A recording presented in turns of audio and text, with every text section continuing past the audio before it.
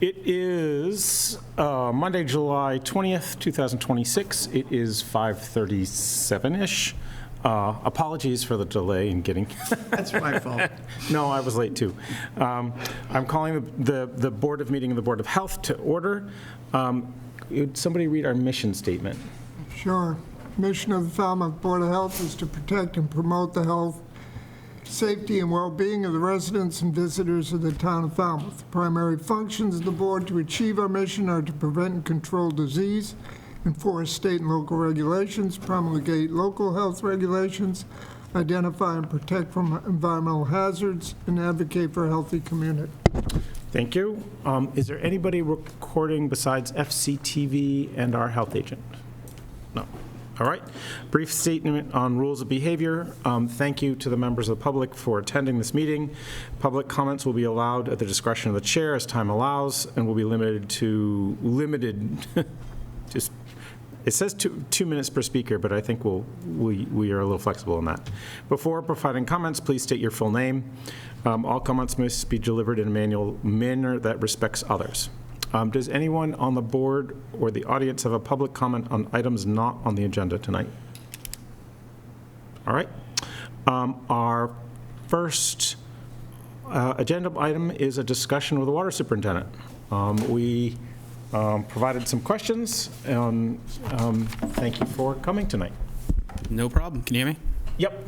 And you, I'm sure, just... Sorry, yeah. Matthew Land, Water Superintendent, Falmouth Water. Great. Thank you.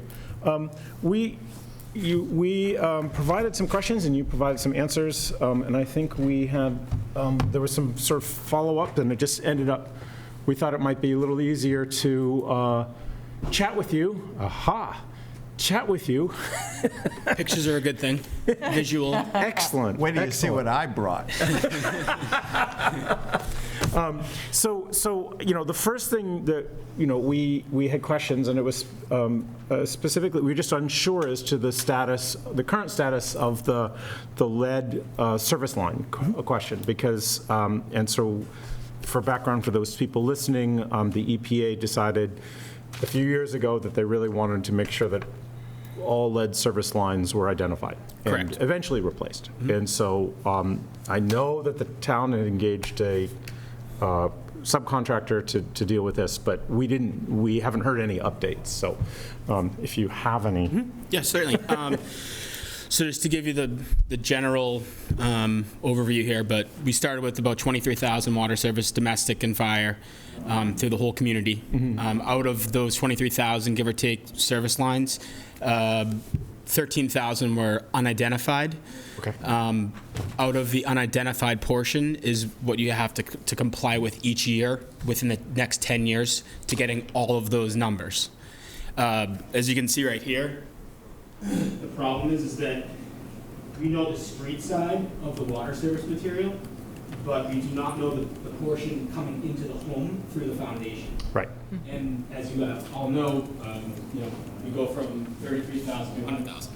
So from winter to summer. So trying to get these people's service line material when they're not there for, you know, 9 out of the 12 months is difficult. So what we ended up doing is initially sending out mailers to all unknowns, to the property address on file and to their actual billing address in the billing system. And we got like 800 responses. That was it. So then we started pursuing this past year what's called statistical analysis. And in that, if they randomly picked out 330 or so homes in the entire community, and after approval from DEP, we can now only have to do 300 in-home inspections between now and the end of the year, and we completely are disqualified from having to do the 10-year lead service line inventory. So we had initially thought we had 5 lead service lines in all of Falmouth, but out of those 5 on record, they were all updated back in the late 80s or like 90s, but they were never updated with the record drawing. Right.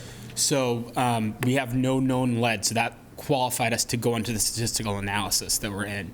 So since July 1st, we're about to send out the mailers to the 300 homes or businesses that have unknowns to get those done hopefully before the end of summer, early fall. And then we have 19, it's called pothole excavations, which is a hydro excavation, where we need to know the street side and the homeowner side. So to do that, we're gonna hydro excavate down about 5 feet. And, it's a hole this big. Right. We can identify the material on the street side, identify the material on the property side, and then we'll be completed. So that's where we stand with that. Once all of this is done by the fall, we'll report back to DEP, and as long as we have no known lead found in any of those 300, we're in good shape. Is there any, obviously lead was only used, presumably it was only used during a period of time. Is there any way of guessing whether, like targeting whether there are a particular age of a house? Well, the age of the house would directly correlate to the service line material used at that time that the house was built. If a house was built in the 1800s, yes, it probably had lead at one point, but it was obviously changed out because it had to have broken at some point, or the house was torn down, and a new service line was installed under our standard utility standards. So, but as of right now, like I said, we have no known lead, which is great. So, yes. When was the standard change such that if somebody who was a plumber or whatever, couldn't have used lead? I believe it was in 1986, which is when you couldn't use lead solder, but the Safe Drinking Water Act of 1972 put a hex to all lead service line materials being utilized as the domestic service line to a home. So this isn't concerned with lead solder, it's only concerned with the lead service pipes, yes, because line. that's the portion owned by, that's the service line from the water main into the home. But if you had solder in your house, I think that was up until early 90s when the plumber stopped using it completely. But we can't track anything after that point because it's interior source. So the 330 or whatever Yep. it is, are all of those houses built before 1970, whatever you said? I believe so. I think there was a bunch of different variables that they put into this equation to get the statistical analysis. So, but I'm almost positive that was the primary point. And what was the date again? When? I believe 1972 was the Safe Drinking Water Act was established. Could be 72, 76. I forget the exact year, but about 50 years ago. Right. Okay. Go ahead, George. So any houses after a certain date is the water department exempt from, or development that occurred after a certain date?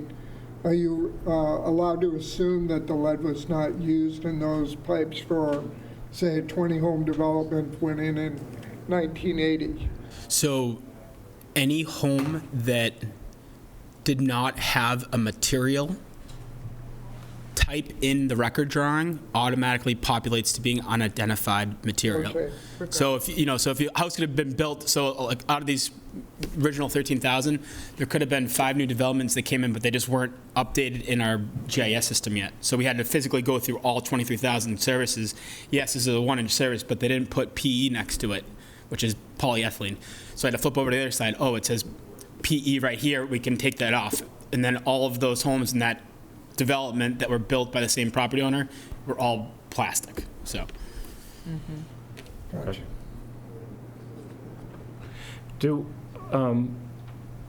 Scott, do you know if I know there's lead testing of children. Do we know whether or not, is that ever reported to the Board of Health or to anybody? Well, lead testing for children That's paint. is really paint it's usually, part of the but- childhood lead prevention program, which Right. is paint. Well, we do test all the water in, like, for instance, the bubblers inside of the schools. They're Right. hand selected in a batch, each sampling plan by DEP that we sample quarterly. So physicians pediatricians would be testing for lead probably doing a questionnaire after that. Right. Where we get involved is if we have a rental inspection, It's of meant a to be rental talked about property, schools, so. typically, and then the tenant has a child under the age of 6, and the house is built after 1978, then we could do a lead evaluation. Okay. And A as- determination is the correct word. So, yeah, that lead law is really for us. It's mostly for Yes, paint, but. yes. yeah. It would presumably pick up drinking water, too. Yeah, if the pipe itself, I mean, I haven't seen one where it's been a solder issue, but that doesn't mean it doesn't happen. Well, we had a fixture issue, remember, out in East Falmouth.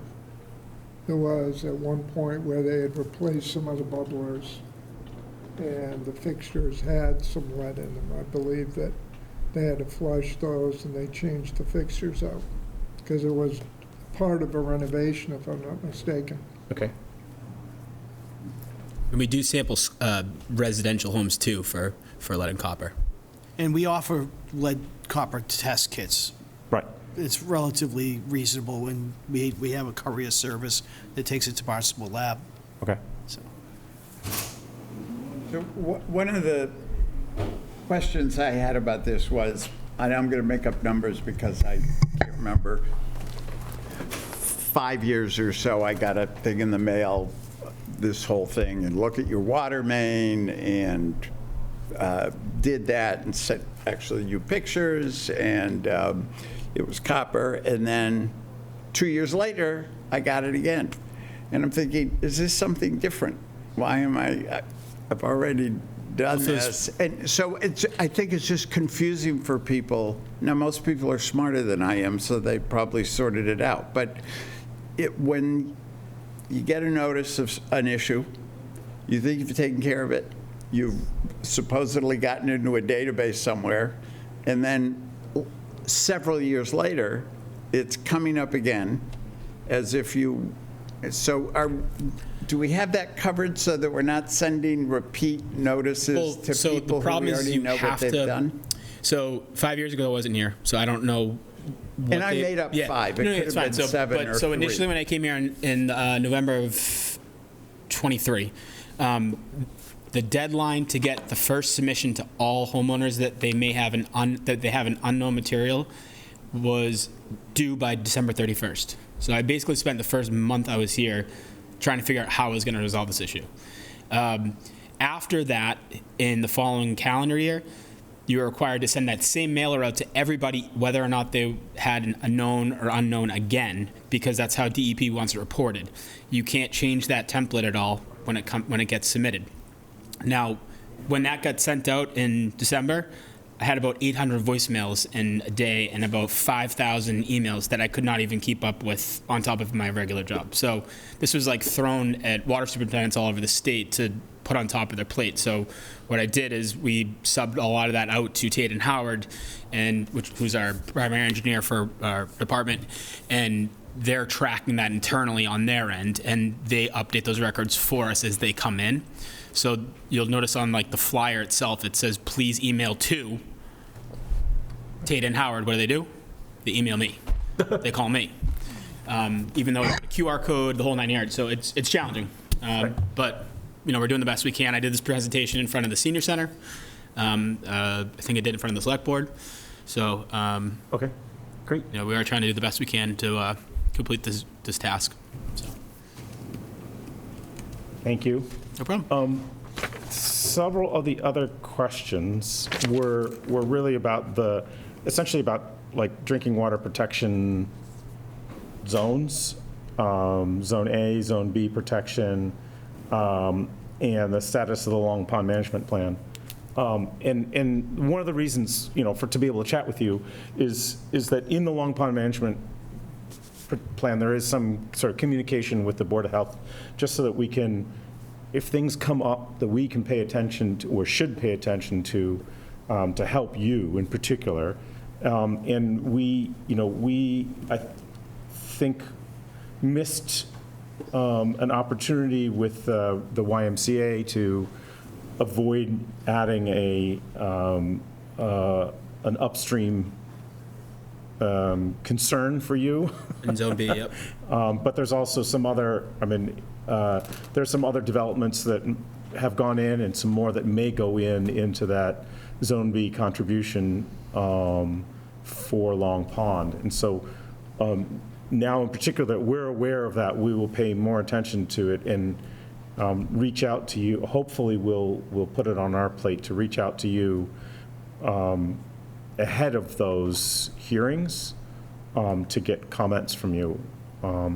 But in your reply, one of the things we knew, for example, was that the potential for a high school plume from the high school, and it sounds, correct me if I'm wrong, it sounds as if those wells were sampled for 2 years and then just disconnected. They're not overseen by me. Okay. Yeah. Oh, please. Right, but we don't test them or anything. So Peter McConaty, Director of Public Works. I believe at the high school there was, when I started in 2007, we had 3 different projects we were working on with underground tanks. And one of them was the high school, one of them was Public Works, and one of them was 20 Academy Lane. So what happens is that doesn't fall under the water department, that falls under an LSP with an environmental company. Okay. So, and I think that was all remediated it was remediated for Academy Lane, it was remediated for Public Works, and I believe it was also remediated for the high school, where at a point that the testing does stop up there at a certain point. I don't believe that they were for catch basins, there was an underground tank, and I think the tank had a leak. Right. Yeah. Yes. Confirm. I did look it up on DEP's website today, and a permanent solution was filed for the high school in 2023. So they were monitoring actively through 2022, Okay. but they did achieve standards that allowed closure. So typically for Public Works, typically the underground tanks go through Public Works. So that must have been, I knew that there was a tank at the high school. That must have been the school that was monitoring that, because Public Works was not monitoring the high school. Yeah, I mean, it's very unclear. It was in the only reason that came up was that we were looking through the Long Pond Watershed Management Protection Plan, and Yep. it's in one of the appendices, and there were 2 very large tanks that were removed. But if it's It's the town of Falmouth Public High School that the report was written for. okay. So that makes sense. And it's been taken care of, it's closed. It did achieve closure, and it looks like that closure was audited with no flags, so it Okay. should. So stay presumably there's no plume. Correct. I think there probably are still monitoring wells at the high school unless they went and decommissioned. A lot of times they'll leave them open until an audit's Right. complete. So there may still be a network of wells there. Okay. Yeah, I mean, it's just, Yeah, that might be something to reach out to the school, because I know when we had underground tanks at the Public Works facility, and they were in peat. So in 2020, when we took our underground tanks out and went above ground, everyone wants to go above ground now, no more underground tanks Right. because of this. We used Arcadis, and Arcadis capped the wells. They Okay. capped the old wells. right. Yeah, I mean, that's downstream from the pond, so that's less of a concern. Well, it's interconnected with Saul's Pond, but yeah. Right. Yeah. Okay. And then there was the it sounds like the old, from the groundwater flow analysis of the old landfill underneath the ball fields, that does not appear to be moving. It moves more southeast. Okay. So that's then that does contribute to whatever the name of the pond is across from DPW, and then I never remember the name of that one, and then Jones Pond, and then Morse Pond, but those aren't monitored for that. Apologize, Matt, didn't want to be. Yeah, actually, we just went out to bid for that project. We just did the bid opening for that project. So Okay. construction on those fields should start pretty soon. But Arcadis, during this construction, they're going to be out there monitoring, and they're also going to continue to do the monitoring well testing for the groundwater in that area. But it is going in a southeasterly direction, more towards McDonald's, T-Ticket Park, going kind of in that angular direction. So Yeah. it would go from the ball fields going towards the end of Trotting Park Road over towards like the school administration building. Okay. All right, because I know there's surface water that stretches up just south of the ball fields, that's to the east of the St. Joseph Cemetery, and that's a surface marsh that then feeds in to the pond, the two ponds Okay. recreational area. But I don't know if, I mean, plumes can go different directions in the surface water, so. I know when Arcadis went out in 2024, the end of 2024 and 25, to find the limits of the old landfill, that's how they did it. They went out and did test pits, and they just kept on going back further and further and further to find the limits of it. And then when they found the limits of it, they put monitoring, water monitoring wells in. Okay. Well, as long as it's moving away from the water, yes, George? I guess my question is more broadly, there's our public water supply, particularly Long Pond. Who looks at the big picture, like if anything happens within that area of influence, how does any one of us who should bear some responsibility find out about it, communicate to all the others who might have vested interest or the town's interest? How does that all work? You're asking me, and this is why we're having a conversation. Right, it's a good question, so- what I we need thought to answer. the Long Pond Protection Plan would involve somewhat of a regular meeting of the minds and come together and say, oh, well, look, there's land that could be developed up here. What happens if we get a 20-house development that wants to go in here? Who should we contact? What should we, I mean, because the Board of Health might be well advised, for instance, to have a groundwater study done if there's something up there that could influence the storage containers or a storage facility or whatever they're storing at the YMCA. You know, is there any coordination or any means by which the town coordinates that, which I thought was a Long Pond Protection Plan by its title sort of implies that, but practically it isn't happening. So I can say this, as development starts from the very beginning, we have planning board meetings in here with the town manager, a bunch of different departments within the town. After that, there's planning board approvals, there's ZBA approvals, conservation.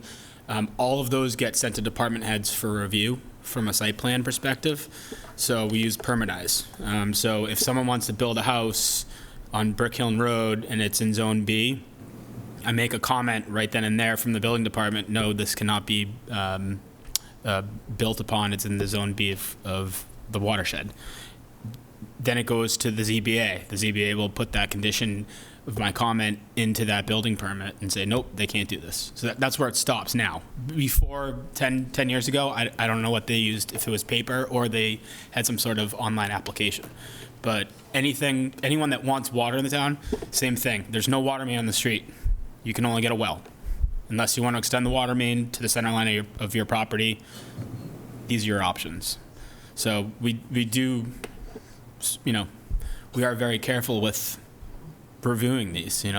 We get about anywhere from 60 to 100, can be a quarter, depends on how much it's developed. Okay. Does that help, George? Yeah. Yeah. So annually, the municipality has a requirement for all public facilities that we do Tier 3 reporting to the county. And what that includes is what is contained in your property and what quantities are contained in your property. And they have limits that they track it on a county level, but I don't believe it's tracked on a town level that way, but they track it as a county level if anything happened, if there was a spill, if there was a fire, if something happened. So it's a Tier 3 reporting requirement from the county that the town does for all public buildings, it wouldn't be like the YMCA, it would be the public buildings, municipal buildings. Every single one of our remote sites has certain chemicals in it over a certain amount of volume, and we have to say whether or not that volume exceeds what it could cause. It's a probably couple hour review each year with Barnstable County. It's the March 1st deadline for the. I believe so. Yep. Tier 2 Yep. reporting. Okay. Yeah, Tier 2 reporting. Yep. Yep. Okay. George? I believe one of the reasons that we asked to meet with you was because when we looked at the Long Pond plan, at miscellaneous places, there are what seem like requirements for us to have regular communications, which I think were not further defined than that. And so we thought that we should have regular communications, and that we wanted to establish that at some period. Yeah, I mean, the initial permit that came out in 2007 hasn't renewed yet. Yeah. DEP is, at this time, not ready to renew our permit.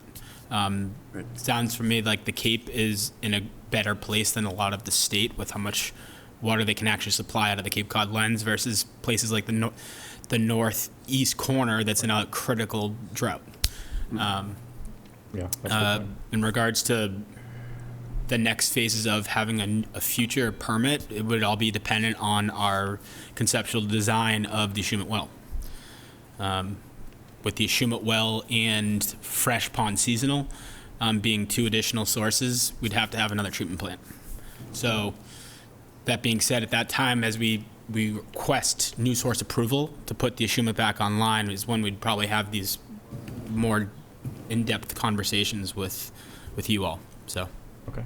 And just for the record, the watershed management plan says in a number of places that address enforcement authority, that the Resource Protection District's bylaw enforcement regulation lies with the Falmouth Planning Board and the Building Department. Okay. All right, that's helpful. Later this evening, we're going to be talking about the Joint Base report about fluorocarbons and such like. Is that something that you get dragged into? Sorry, wrong word. I don't mean to imply that it would be a bad idea. Yeah. Are you on their list of people to inform about these things? And is that reviewed in terms of effects on our water supply? So anything on JBCC is typically delegated with each community has a representative. Mike is Rigetto, our chief pump station operator, I believe is on that board, right? So if you had questions on their correspondences, he might be able to answer it or provide you feedback. But I do actually, but go ahead. So what I was getting at is, can we count on you folks already knowing about this stuff if we're hearing about it? If it's disclosed to us, yes. Well, I that's just don't what know. I'm asking. I don't know. Mike, you want to? Right. Yeah. Go ahead, please. No, just let him. Sorry. Mike Rigetto, Chief Operator. So I'm on the board for the Upper Cape Water Supply Cooperative, which is the 3 wells on the north side of the base that supply water to Mashpee, Sandwich, Bourne, Falmouth, the base. The plume itself really doesn't fall under that. JBCC has their own, civil environmental engineering group. They have a representative on that board, but they're also, they work with us closely on their plume because it affects us. We're going for new source approval with the Shumet. That obviously is related to their plume. We're working on an MOU with them. It's a complicated process, been going on for years, but we're going to know more soon because we're just starting new source approval, which means we're going to be pumping the Shumet well, seeing what's there, and then figuring out how we're going to treat it. And a part of that process will be pulling all the data from JBCC, which we have a lot of, but not all of it, and then, figuring out where to go from there. So pretty soon, we'll probably put out like an RFI for them to give us data. Yeah, I mean, the most recent update from the specifics of the plume from fire training area 1 do indicate that a good portion of East Falmouth has PFAS and has at least the 6 targeted perfluorinated compounds in many cases well above the maximum contaminant limit. So Yeah, they're, sorry to cut you. Go ahead. They're planning, so they have a pump and treat system right across from the substation on Sandwich Road. I'm not sure if you're familiar with that location, but it's just kind of southeast of the Speedway. Okay. That was for VOCs Yep. initially. They're reactivating that for the PFAS plume. No, I know that. And the I- Eschewment well is right next to it. And then the Fresh Pond well, which is just east of that, is online with a temporary treatment system for PFAS and perchlorate, and we monitor that monthly on those levels. And actually with that, I mean, are you doing total organic fluorines, or are you just monitoring the six, PFAS 6. the PFAS So six? we get more than the 6, we get probably 40 Right, PFAS compounds, but 533. we submit the PFAS 6 form to DEP every Okay. month. Method 533. Yes. Amy, do you feel that's sufficient? I mean, given the, One of the two methods typically used for drinking water. right, given the composition we think of that plume, it's not any of the new ones. Right, right. And I mean, it's tricky to analyze for compounds that you don't have standards for. Right. Because it's difficult to understand the data. It's already really difficult to test for that, as you know. You know, you get all these J values, and it's such a small number that Right. it's real. They're not quite there yet, but Right, and it's a little hard for us from a water department standpoint. We follow DEP guidelines, which is the PFAS 6. right. You know, we don't do a lot of exploration. No, I wouldn't, and I wouldn't anticipate that you wouldn't be required to. It's our duty Right. to help you look out for that. Sure. And I think in this context, you know, the concerns that I would have about the perfluorinated compounds that have been developed in the last 20 years or 15 years are less significant because of this plume was Right. established with older materials. Sure. AFFF from, Yeah, so it's AFFF, the aqueous, for those people listening, aqueous film-forming firefighting foam. film-forming foams. Film-forming foams, That are used for firefighting. right. I should let the experts And speak. we do a lot of exploration. I shouldn't say that, because like with Long Pond, we do extensive water quality testing daily. We do weekly, really in-depth algae testing for a huge range of algae.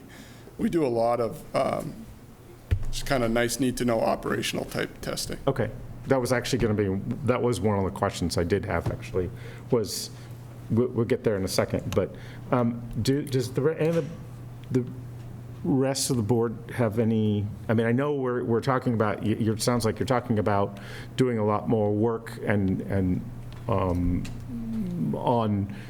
looking at reactivating the Schumann well. And so we'll find out more, we'll hear more from you, presumably about like the depth of it relative to the plume and things like that. Yeah, so we're not even sure it's going to be the Eschewment well. We're Right. doing multiple, even though the Eschewment well is physically there, it's actually pretty wild. It's mothballed exactly. It still has the lockout tag from 1980. It's like, Time stop. it's like you could turn it on. But DEP treats it like it was never there. So, you know, Okay. there's a benefit to going there because you have infrastructure, but, you know, we're going to do test wells all around in September, and we may pick a different spot. Okay, Oh, so the permit is lapsed for that? Yes, we still we report on our ASR, but we have to go through new source approval. We've met with Water Management Act. It's really challenging. all right.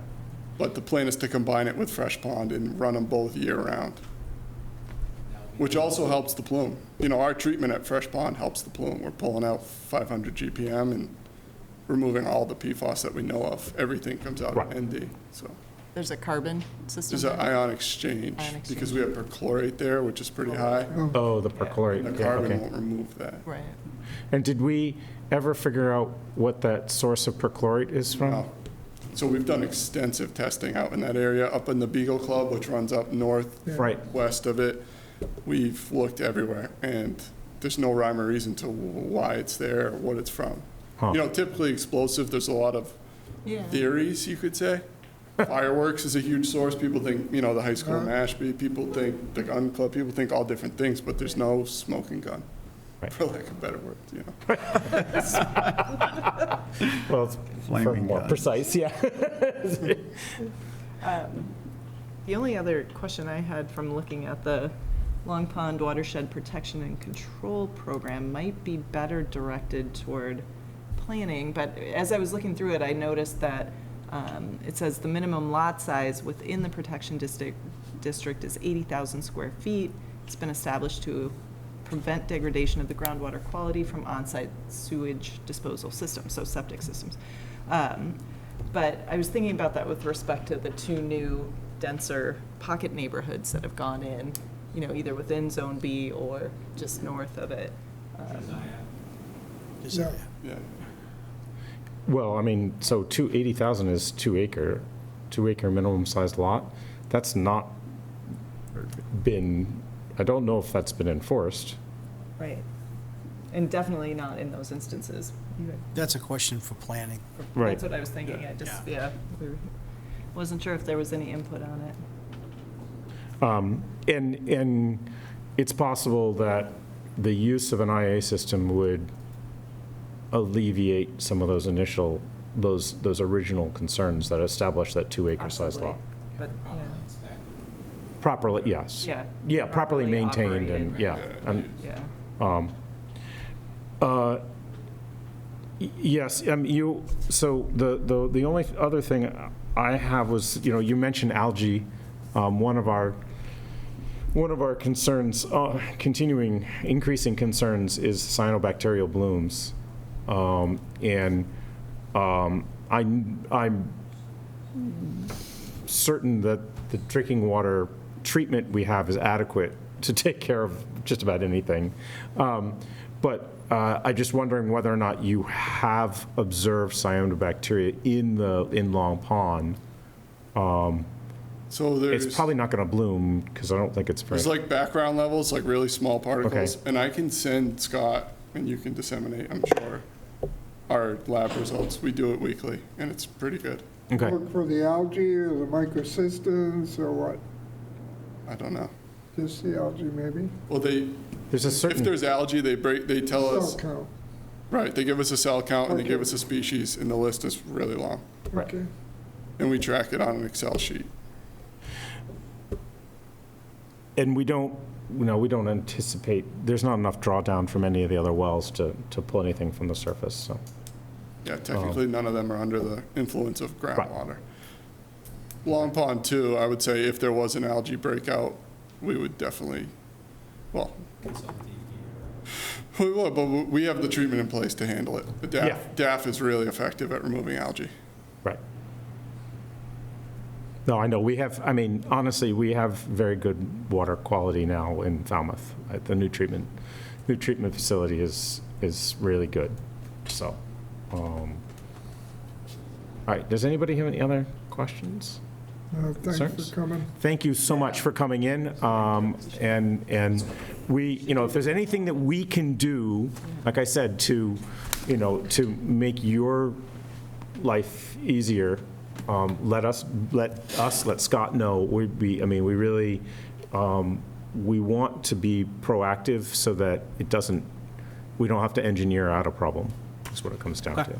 So, And the next time there is a YMCA-like thing, In Zone B, anything in yeah, Zone B. feel free to send up flares, so we'll notice and Well, think.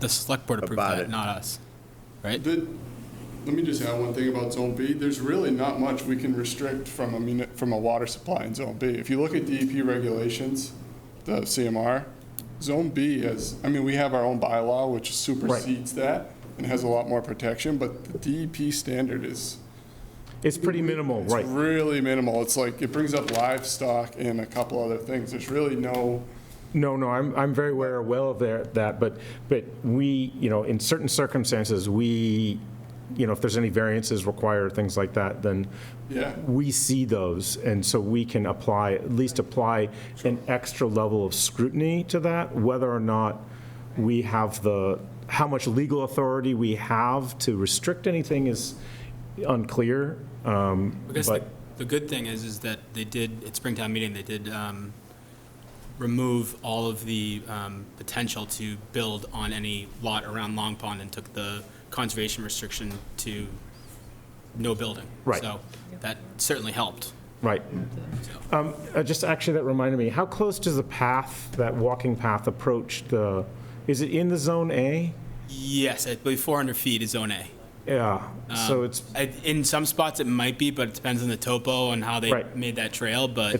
been there a long time. We yeah. also got a drone, so we drone that, and then we take pictures just to make sure if it's wintertime and we have a foot of snow on the ground, it's kind of hard to get out there. But Right. we have FAA certified pilots, so they go out and fly the drone out there to make sure no one's ice fishing or someone's out there, camping for a weekend, all that stuff. So it, Right. Okay, it is Great. it is monitored very well. So thank you. right. Thank you Thanks. very much. Absolutely. And thank you, Peter, as well. And I'm sorry, I forget your name. Mike. Thank you, Mike. Thank you. All right. Our next item is 227 Edgewater Drive West, continued from several meetings.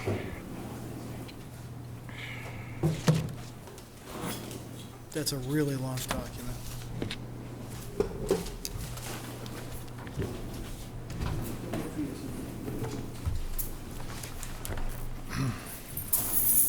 Good evening. Chuck Rowland, Cape and Islands Engineering. So we've been continued several times. With me tonight, I have Brian Wall, who's an attorney here that does a bunch of work here in Falmouth. So just to kind of recap, the project is a proposed 5-bedroom septic for the existing 5-bedroom house, which is being renovated. And we do have a note that was supplied from Conservation, some Board of Health staff that confirming that it is a 5-bedroom house, and I believe you guys have all read that.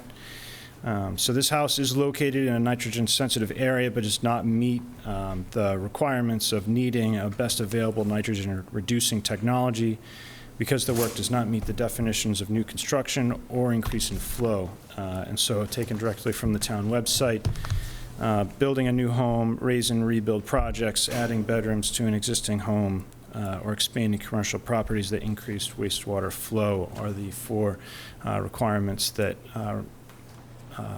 you have for needing the best available systems. So the board requested that the tank and pump chamber be shifted closer to the house, which we did, and that came from both this board and the Conservation Commission. The last meeting we had with you, you requested a continuance so you could get feedback from Conservation. Conservation has since heard the project with no further questions or comments. Conservation staff submitted a comment letter stating IA was not needed. And so, in brief, the Conservation Commission does not require IA tanks to be installed. And then further down in the letter, the leaching fields is as far away from the resource area as possible, which is a point that we discussed here at previous meetings. So we did do a nitrogen loading calculation, which was done by another member of my team, Raul, who I'm sure all of you have heard from before. And we do calculate a small nitrogen reduction at 16.499 for the existing, and for the proposed development, we're at 16.05, and this is because of the reduced lawn area, increased vegetation, and reduced hardscape on the site.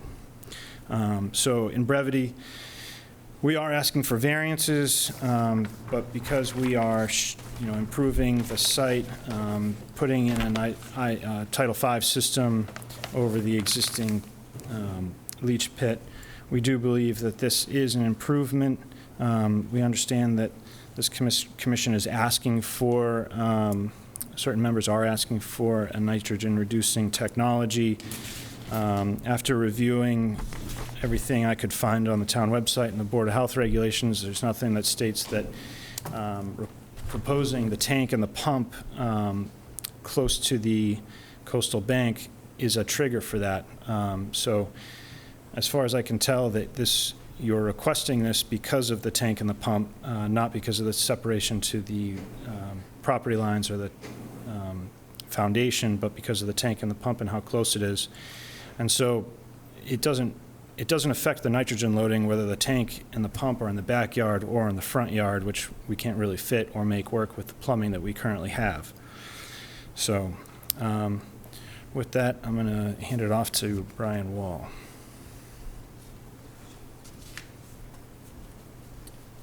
Good evening, members of the board. For the record, my name's Brian Wall. I'm an attorney. I have an office in Sandwich, and I was asked by the applicant to join the team specifically to address a comment that the board made, as I understand, at the last time.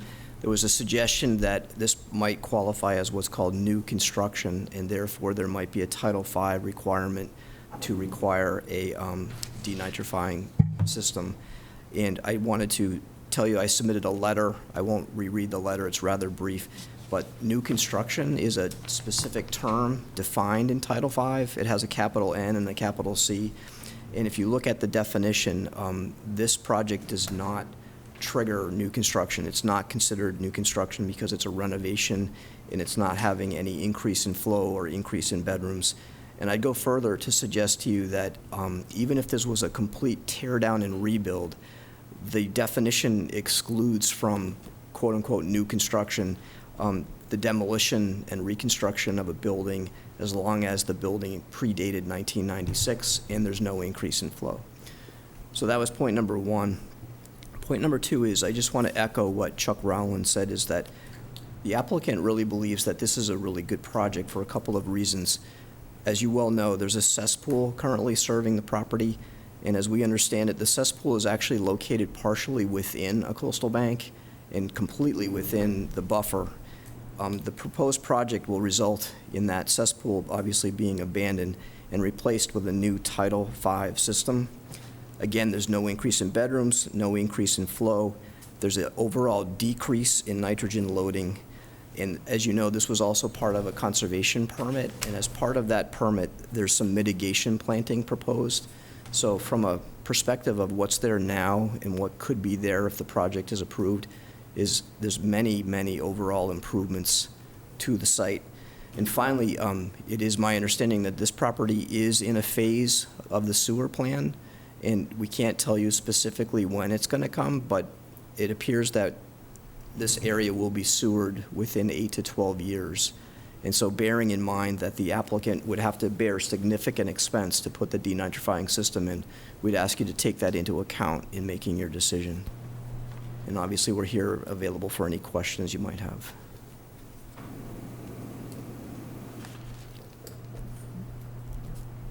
Nothing new there. Do you want to clarify that that was not the provision?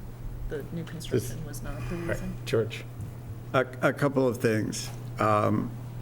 There's no way it's going to get sewered within 8 to 12 years because the outflow pipe won't be built by 8 years, and no more sewering can be done until the outflow pipe, if and when it is ever built. And the 1995 date for new construction, that's a state regulation, and Falmouth has a more restrictive regulation which eliminated that date as important. So it doesn't matter when the house was built in Falmouth.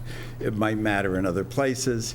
And the reason we've talked about this so much is not because of anything you've talked about, because of where the property is located and because of the state mandate that nitrogen clean up its embayments and reduce the nitrogen load to the embayments by a quite sizable fraction, much bigger fraction than the difference between 16.x and 16.y that I don't remember you quoted, the numbers you quoted, and it's a much bigger fraction than that. I'm not saying what should happen. The fact that the conservation is, putting in mitigation plantings is essentially irrelevant to what we're talking about. But thank you for coming. If I may briefly respond to a couple of those comments. So with regard to the 1996 date, we're not relying on that. I was just making the point that the Title V does recognize that. We're relying on the first part of the definition, that this project is not new construction. Secondly, with regard to the state mandate, it's my understanding that that requires the town to adopt a watershed protection permit, and as long as that's happening, then things can act somewhat as normal. In other words, the requirement to reduce nitrogen is a public problem caused by all these individual septic systems, but there's a recognition that if the town is sewering, that the burden of having to denitrify shouldn't fall harshly on one person. And we are proposing to dismantle a cesspool and put in a Title V system with the leaching field as far forward from the wetland as possible. So, George? Well, the intent of the recently passed regulation was definitely to require it only on I-8 and I for only ones that would produce increased flow. Tax records for this property indicate a 3-bedroom, and the 3-bedroom was enjoyed by the applicant for years. There was no contest to that. There was no 5-bedroom, and which might have started a whole new tax assessment. I don't even want to go there.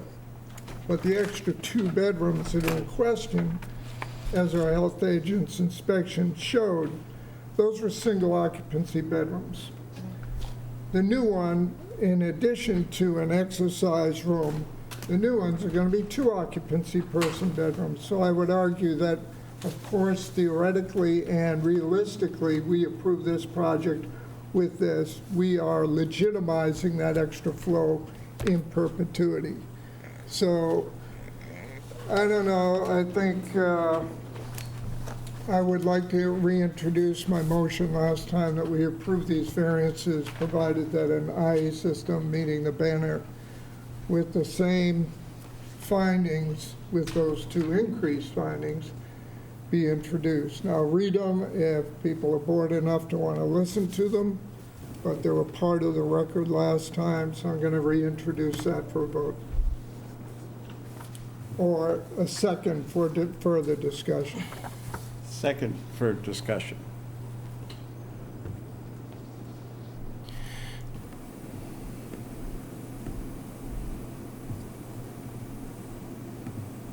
Madam Chair, may I just briefly address one part of that statement? Yes, I'm Chair. Yes, go ahead. Mr. Chair. With regard to the comment about single occupancy bedrooms, it's my understanding, and I'm not a technician, I'm just a lawyer, but Title V is written such that there's a definition of a bedroom, and if the size and the height of the ceiling and the door can close, it meets that definition. And then there's a presumption that there are 2 people per bedroom. And so I would suggest to you that it's a 5-bedroom house, and Title V presumes that there's 2 people, 110 gallons per day per bedroom. So. What I was referring to, sir, would be the state sanitary code, which also defines a bedroom for purpose of habitation in the Commonwealth. Right. Which any bedroom under 100 square feet, at least 70 square feet, is a single occupancy bedroom, of which there were 2 noted on the inspection report. Now, we got plans for the new house, or the new renovation, in addition to an exercise room that I put in quotes. There are 5 bedrooms, and they're all double occupancy bedrooms. By definition, 100 square foot would aptly put them into a 2-bedroom design. So, for instance, if somebody is to rent the house, which would be the nexus at which somebody would inspect and see whether it complies with the state sanitary code, chapter 2, they would say, oh, that's 75 square feet, that bedroom, that's a 1 occupancy bedroom. And that's what that house would be allowed to be rented to. In the Commonwealth, we don't break into people's houses to figure out whether they are really using them as single occupancy or double, but that is the code for habitation of houses in the Commonwealth. So 2 of those bedrooms were 70 square feet plus. Those would be single occupancy. They are now going to be double occupancy. So going forward, starting tomorrow, if I see a 400 square foot bedroom, I may have to apply a 220 gallon flow to a 250 gallon set. I didn't say that. Okay, that's why I'm a little confused, because we've never, ever applied the housing code to Title V. Yeah, And so- what I said was, the intent of our regulation was not to impose on anybody who was not increasing flow or new construction. I just heard increased flow mentioned a lot here in this discussion. If you're going to just interpret it strictly by bedrooms, yes, it is not new construction. Is it increased flow? Absolutely, it's increased flow allowed in perpetuity for that house. Again, I would respectfully disagree, because I think flow is measured based upon the presumption. So you have a bedroom, there's a presumption of 110 gallons per day. So we have 5 bedrooms. The system has a capacity of 550 gallons. We don't know what the capacity of that cesspool is designed for. We just don't know. We know that in the tax records, we see 3-bedroom house, never contested all up to this point. All of a sudden, we go in as 5 bedrooms. We're paying taxes on a 3-bedroom house, and now we have a 5-bedroom house. We don't see anything in the building permits about it, but I understand those were done back when somebody just went down to the equivalent of Home Depot and threw up some bedrooms. And I don't want to be argumentative about it, but I don't think that the board has ever said, let's go out and look at the capacity of the cesspool. You always look at the bedrooms, and then there's a presumption of 110 gallons. And so Mr. Rowland has designed the new system for the 550 gallons. I won't argue with you, sir, but normally, if this was a Title V system back from 77 on, you would absolutely go back and look at the capacity of that system. We don't know what the capacity of the cesspool was. Right, okay. So, Take a vote. Amy, did you want to say something? Well, one other possibility that, well, I guess I can't, because we have George's. We have a motion and a second. Georgia, and it's just discussion time here. There's We're no discussing vote. things. There's no vote. And I want to raise a point here that if we tie 2-2, then the motion fails. Again. Again. Because we are operating as we're down a member. Yep. We're trying to recruit. So if anybody wants to join the Board of Health, And this is a great time for advertising. What could be Right, more appealing than this? This, right. No, I mean, I agree that, I'll call it bedroom creep is a challenge that we deal with all the time, and this new design has. Amy has a suggestion. Oh, I'm Go sorry. ahead. Has an exercise room, a recreation room, and an office in addition to 5 full-size bedrooms, so that is a significant change. I wondered about the addition and whether, if the addition wasn't added, the tank and the pump chamber could actually get outside the resource area, I believe, right? But we would still need, other variances would still be needed. It would still be in the flood zone. You'd need other variances, I believe.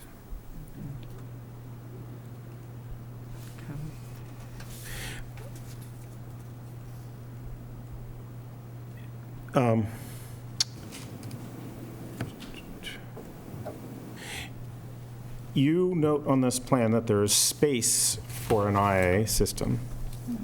Is there, Which is a requirement by this board. yes, is there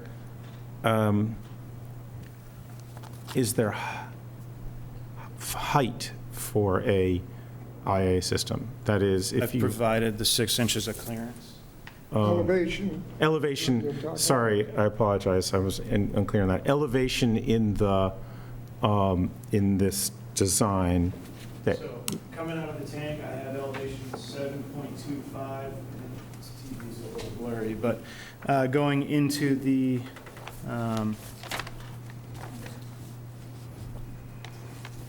pump chamber, it's at 658. You require 6 inches, and I've exceeded that.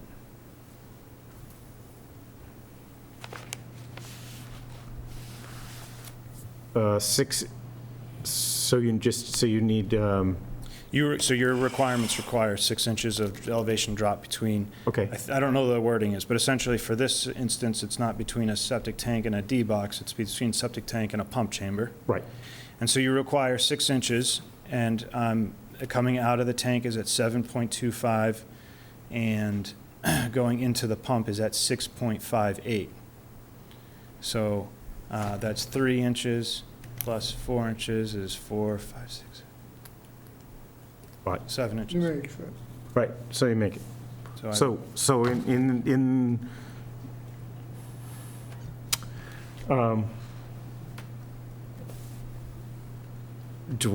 Amy, do you want to introduce your compromise here?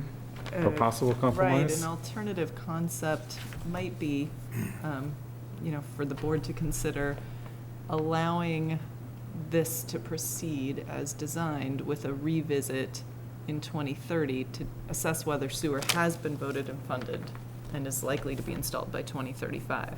And if not, work in there that at our discretion, we can require upgrade of the system to an IA at that time. And if sewer is imminent, just confirm that the property owner agrees to connect to that sewer immediately upon it being available. Well, which is a requirement of the sewer anyway, but. What were those dates again that you said? 2030, so 4 revisit in years. 2030 to confirm that sewer is imminent. It has been voted and funded. Yeah, it won't be by then. It won't be by then. You would have the outfall, But we would think by then- know whether or not there would be an outfall. the outfall pipe will take a So we can word lot it. less time than that. Right. Okay, I think construction could be done within 6 or so. I was going to go to Amy's thing last week, I couldn't make it. They just I did went, but it depends a lot on, on approvals, basically, so. yeah, it does. So you could revisit whether the outfall pipe makes it. I know that Seacoast is the next place they want a sewer after what they finish now. Right. So if they get the outfall pipe, it wouldn't make any sense not to add sewer, because you can do what you have now and what you're building on the existing infrastructure, you would need no outfall pipe. You only need the outfall pipe for the next gallon after this. Yeah. Right, and so we can massage the dates however we want and the triggers however we want. And I'm just, So could you repeat it again then? the concept would be that we would approve the installation as designed with the reserve area. We would revisit in a certain number of years, maybe that's 2 or 3 years instead of 4, to determine whether the outfall has been permitted and sewering is likely to proceed here. And if it is not, Go back and allow us to require an IA. Require the IA at that time. If we're allowed to do that.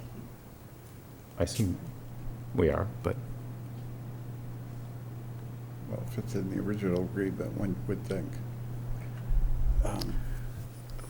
I'd actually be fine with that based on what I told you a minute ago. Conversely, you could say,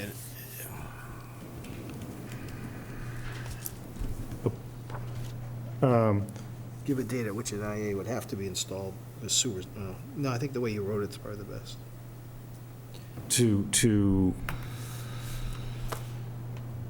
I mean, we have a motion and a second, so we have to we actually have to, Right. That's what I was vote or not on that one, but you could, I don't know about amend it, you'd have to vote, say no to that one again, You'd come up with another motion. another have second to motion. develop another motion. Yeah. Right, which would probably be a hybrid between some of George's language. No more after this one until we figure something out. Yeah, maybe. I would again just ask the board to look at the extent of what is being done to the property I agree. and the years in which it will endure with the load that is possible and granted to it in perpetuity. That's it. Call the question. George? Well, George, I see your point about the likelihood of physically increased occupancy, but given that they were small bedrooms that were not, as far as we know, were not built under any permit. However, I don't necessarily agree that with the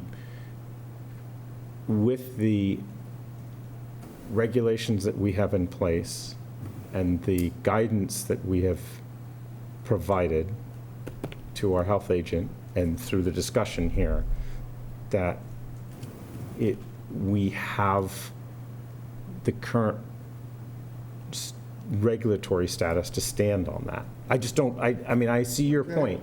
I just don't necessarily. Here's the counterpoint. Yes. What do we add here?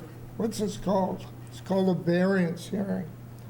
A variance is granted when what? Is there manifest injustice here? I don't think so. That's one of the things for granting a variance. Is there manifest injustice? No, there isn't. There's use of the property, there'll be continued use of the property. It's a very valuable property. All we're requiring is that for what is being done to the environment, what could be done under this particular project is somehow outweighed, not by a couple of milligrams per liter as we heard tonight, or again, what we're granting here in perpetuity is an infringement upon the public health and the environment.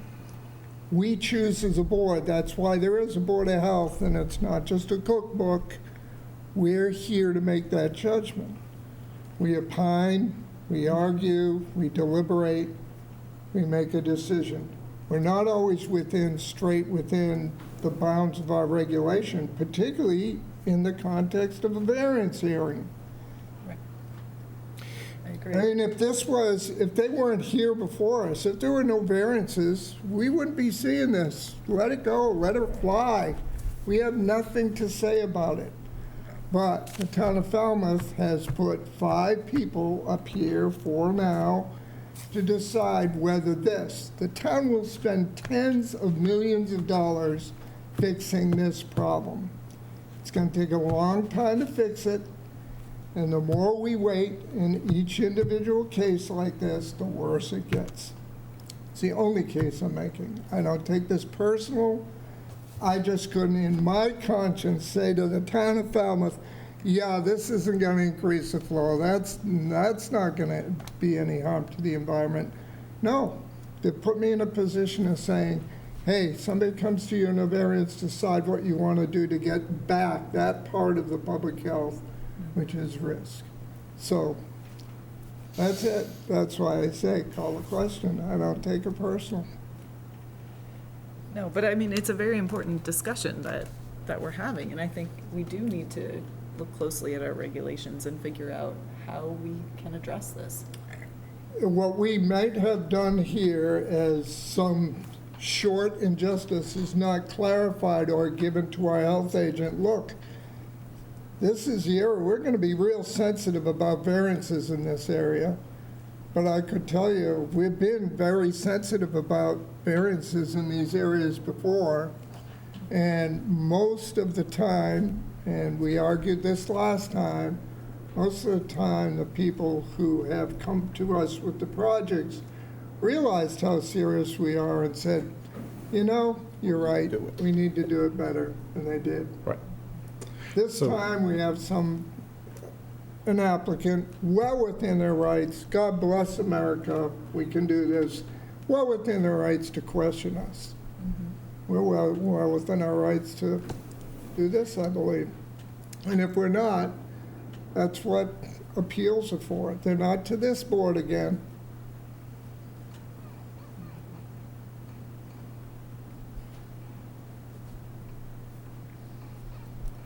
I think when someone calls the question, we're supposed to vote and stop talking. That's the way it's supposed to work. Well, that's in town meeting. No, I think it's in Robert's rules. I did it in just, let's move the discussion along. I mean, unless there's something new. Well, I mean, we could, there's two, I mean, we can vote this, we can vote the requirement for an IA. Or we can approve, and one option would be then to come back and say, require review in 3 years, or 4 years. Or 2 years. Or 2 years. And if there is no indication that within 10 years there's going to be a sewer, we can try to get 10 years worth of denitrification. Instead of 12 or 14. Instead of 12, 14. Do we know if we can do, I mean, I don't know, I'm the newbie actually. here. I've never heard of We haven't come up to this. This is not. So I don't know Right. if it, And then we can revise our regulations. Right, I did talk about it with the health agent. I don't know if you know if it's specifically within our bounds to. We don't have a clear legal opinion on it, but we're amenable to that compromise. But Yep. we think that it would probably not become an issue unless we decided to appeal. So I don't think that we're going to agree to a compromise and then appeal it. So. Sorry, I didn't catch the. I didn't understand. Can Yeah, you speak a little louder? So my point is that we are amenable to the compromise and that we don't exactly have a legal opinion, but it probably wouldn't become an issue unless we decided to appeal it, and I doubt that we would agree to a compromise and then appeal the compromise, so. Right.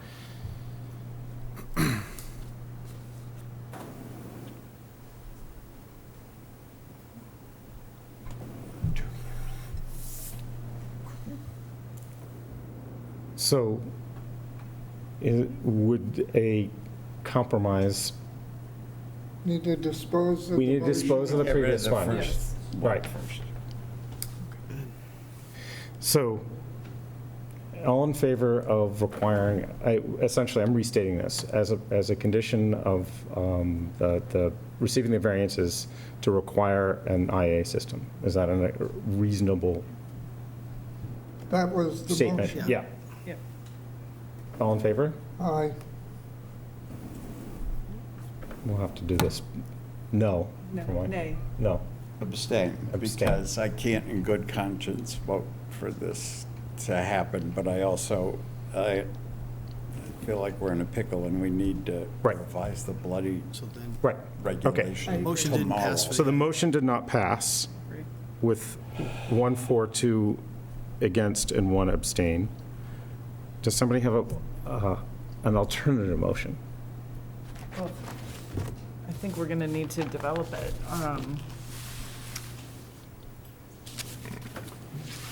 I can bring in some of the findings from George's, finding that a septic system cannot be installed at the property without these variances, and that engineers have designed the system to maximize distance from the resource. I have a bunch of stuff scratched out, but I don't have it formally written yet, because I wasn't sure if we'd be able to Could go use this this direction. scratch out, you know what? That's Oh, yeah, I have your original here. Yeah, I too. don't actually have that. I left my packet, so. But let's talk as a board, so we would want to revisit in 2 years? Yes, that 2 would years? be my view. And that would be, oh, here, I do have it. And that would include I would request that would include a walkthrough to make sure that the spaces were not being used as bedrooms. Because if they were being used as bedrooms, that would be an increase in flow. You mean the office and the exercise room, Yes. and et cetera? And George, I know you're smiling to yourself, but Yeah, I think that's, and this is not an accusation, it's an observation of humanity. I think, unless we're going to surprise someone with an inspection, it's pretty easy to move a bed, so why bother? I don't think it's a realistic okay. thing to do.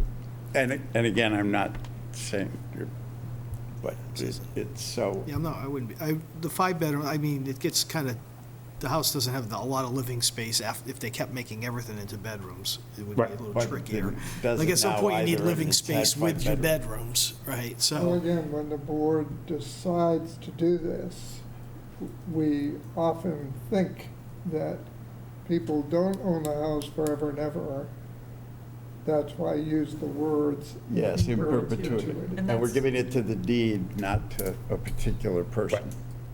Right, and that's why we're hoping to address the in perpetuity part with this revisit. So would this be even remotely enforceable if it's got a new owner? Does this work? I mean, I just feel like this is sort of a good It's idea. a condition of but the approval. Do we need to consult counsel, I guess, to develop this? well, you could also, you have to put an IAA system with X number of years, you can come back for a variance after that if sewer's eminent, but then you can have a whole new board. Yeah, it's a tricky, yeah. I don't know. I don't know. Could set a if it's some- variance with a sunset clause. Yeah. Right, The condition is the sunset that's clause. another way to approach it. Oh, That, Oh, I like that's a good that. point. I Yeah. like that. Yeah, but what would you do if they don't want to put the IA and make them, you not take the variances, the tanks are already, and the pump chamber's already in the ground? Function. well, Then- failure then- to comply with an order of the Board of Health. Yes. And it's an occupancy permit. Yeah, maybe what you would have something, Oh, God. Why did I do this? You had set Yeah, I a could- period, you had set a period of time that the IA system, to your liking, not mine, you would say it must be installed within X number of years.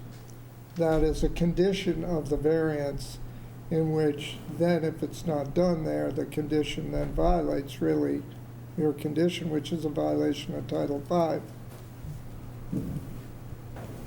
I have a Order of the Board of motion. Health is issued under the authority of Title V. I have a motion, I think. Do you want to, okay, Oh, I'm sorry. Yeah. I'll give, No, I no, know. no, please, say what's on your I mind. would move that this variance be approved with a sunset clause in 2 years. And if at the end of those 2 years, the sewer project is not voted on and funded by town meeting, that they have to do an IA. so they won't have No. the Seacoast Shores done in 2 years. Right. No, They won't even have not the funding. project, The out- not The funding for the funding. outfall, for the outfall. For The the, funding for the outfall is 2 years. right, that's That- what we've Then got. that means we're, But you're not funding the outfall Already. pipe unless you're going to sewer Seacoast Shores. well, Right. and of course, unless if the ballot initiative that is being proposed for the state for this year, there'll be no more sewers in Falmouth, because no one will fund them, because they won't have to. Well, right, and so, And I mean, they there's, will be able so, to subdivide their lots into 5,000 Right. square foot lots if there's a sewer there, and so they won't fund sewers. Well, yeah, there should be a time at which right, so, you have to put in the IA. But if the outflow pipe is funded in 2 years, I think that's what, which is 20, optimistic. 2028 is and her, then it'll is take the aim. several years to get built. They actually think that it won't take as long as you think. It'll go out to bid almost immediately. Yeah. The design, the funding for the design is up this year, and the funding for the construction would be the following year.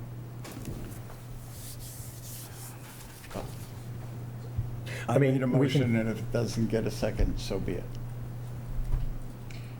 Oh, okay, so, So, but It's your motion sunset. is, like, within You- 2 years of installation of the septic system as designed, the system will be upgraded to an IA system consistent with the Bannert list or equivalent unless the the outfall The sewer pipe- project. Well, let's start with the outfall pipe has been permitted and funded, right? And installation of a I mean- sewer for this property is that where we're headed here? Yeah. Seacoast funded? I mean, Seacoast won't be funded within 2 years. It won't They be. normally, what they do is fund and build, not fund and then hold for X Right. number of years before No, they would. I Right. understand, So- I Yeah, understand. no. So within 2 you'd be years, better we- off as, I would advise the client to put the IA in now then, because it doesn't make sense to do it that way. But that's just my personal opinion. I don't think you're gonna, like, we just went to town meeting last year to fund, and then it's Yeah, I already know. being constructed. So that time frame is Right. gonna be out a little bit, because you're gonna have to build the outfall pipe, pay for that, get that debt exclusion, all that fun stuff. And then Seacoast would be the very next place they'd like to go. At least that's the conventional That's the wisdom. current plan, but Yep. one never knows. No, yeah, well, One never knows. one truly never knows. It's true, however, it's very clear when you look at the density map. Yeah. Well, we would set it, yeah. I think setting it out a little bit farther than that. Right, we would need to say something like, this is maybe too squishy, but installation of the sewer in this area is anticipated by 2035. I don't know how we That could be a want to finding. nail down anticipated. You could just say that, in our opinion, or, I don't know if that's a finding, but you can put that as a finding. But we're making the clauses for the sunset, Yeah. right? So the first clause is that the outfall pipe has been permitted and funded, and the second clause is that installation of the sewer in this area is anticipated within a reasonable time frame. Right. What's a reasonable? Yeah, I would put By it 2035. without a We'll number. put a Yeah, number no, on it. I put Oh, okay. 2035 down, but maybe, whatever we want to put that. So those Well, would be, you're also putting yourself into a hot spot. Let's say it's 2026 it's going in, and 2025 they have to come back. You wouldn't want the IA. We'd have to So come- You're going to get some, It's a yeah. We need to, I Well, mean, we have to make a Yeah. decision, and it's a rough and tumble world, and we don't get to not make decisions because we might get we are in a tough spot We're in a already. tough spot. It doesn't get worse, I don't see it getting a lot worse than where we are right now. Right. Where nobody's happy about how this who's going? whole thing Yeah. is working in the town. Because it is not, to disagree, sir, with what you said, it is the town is not going to spend a few $100 million. The town is, and its population are going to spend $1 billion. Not a couple of $100 million. We're spending a couple of $100 million right now on, by the way, conflict of interest, if it is one for you. I'm getting sewered in a couple of years. Whoopee-doo. It's more like $1 billion over the next 20 years, or 25 years, or 30, however you want to do your time. And it is, yes, the watershed plans are what have to be submitted, but the success of the watershed plans is what has to happen. Submitting the plans does nothing. It is the watershed plans succeeding in cleaning up the embayments is what the state is looking for. So, as I've said before, we're paying for our ancestors, for our ancestors being urinating and creating stool in this location for the last 50 years at a ridiculously high population density for this tiny little sandbar. And we're stuck with that. So, Amy, are you crafting something here? Well, what I was trying to do was use George's findings. The other George, the smart George. Right. Not the smart George. The other George. Right. So, thank you for your patience. We're As we trying to struggle come up through with this. something as a possible.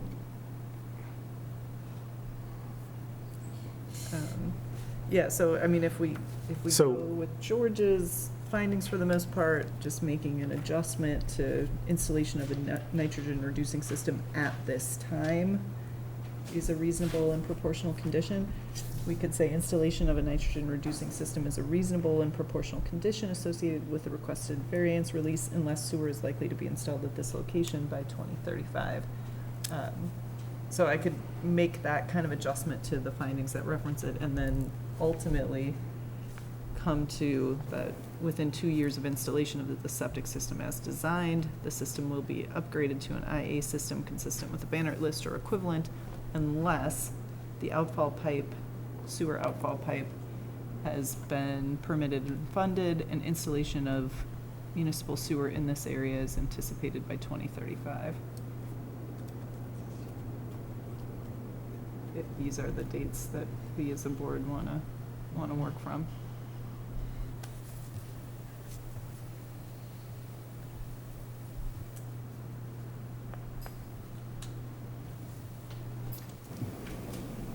Would it be anticipated if the wastewater department has explicitly made it that they're going to put the town meeting a vote to fund it?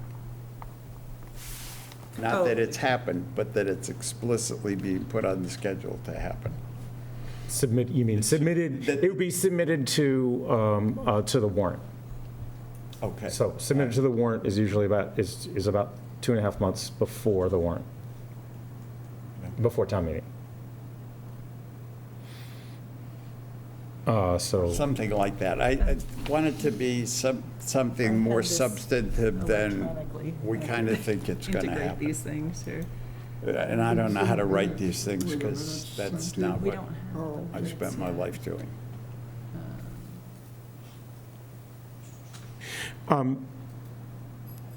just to the applicants, you hear us trying to come up with something that would have a sunset clause. Is this something that you are likely to argue with? It depends on the numbers. I'll be very candid. We've been whispering back and forth, and the client has kind of two concerns. One is if the sewer is reasonably coming in, and I'm not trying to be funny about that, if it's coming, she doesn't want to have to spend the money on the IA system if the sewer is definitely coming, obviously. And the other is the amount of time, so that if she does have to do the IA, she would like to have an amount of time. So the last motion I heard was within 2 years. We were hoping that might be 3 or 4. And let me explain the basis for that. Wait, 2 years or 3 or 4, what do you mean? The revisiting. Oh, I There were see a what lot you're of saying. different motions. I was trying Yeah, to yeah, write them down. we haven't figured that out. Okay. Well, the concern is this. This property has been in my client's family since the 1950s, and it's kind of changing generation now. Yeah. And so my client, who's standing here, Amanda Hunt, wants to renovate the property because she's now at a station in life where she can afford to do some of that.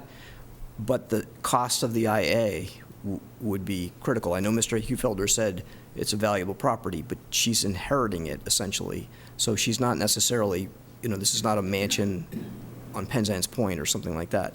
So she would want some time to be able to save the money to be able to put the system in if that happens, if that's what the outcome is. Right. So there's kind of two aspects of it. We're hoping for some more time for the revisiting, and then if the sewer does reasonably appear, however the board might decide to trigger that. I did like the warrant, the funding, because Mr. McGann said that once it's funded, it usually is built relatively quickly. Right. So that's kind of really a very ascertainable way to look if it's on the warrant. Yeah. I mean, for new flow, I believe we said funded. We said it would have to be, we did say it, that would actually have to be funded. But then there's also a time frame in there that we wouldn't have to install something. So we could say, submit it to the warrant.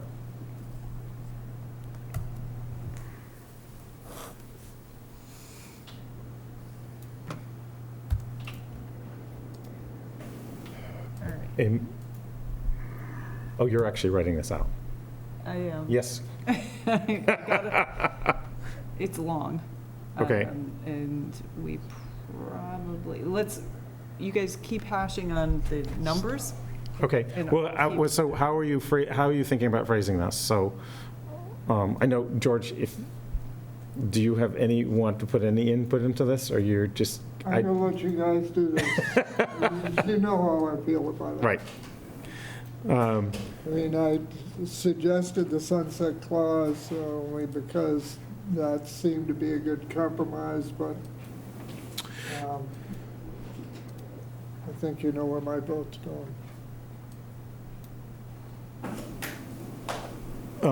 Yeah, I'm not sure how to phrase the sunset clause. Give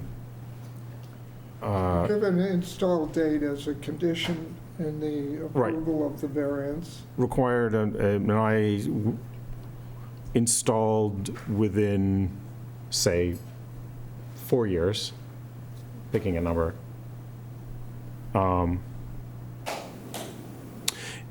Provided that, and then you had said about the Right. instance that you would forego that installation.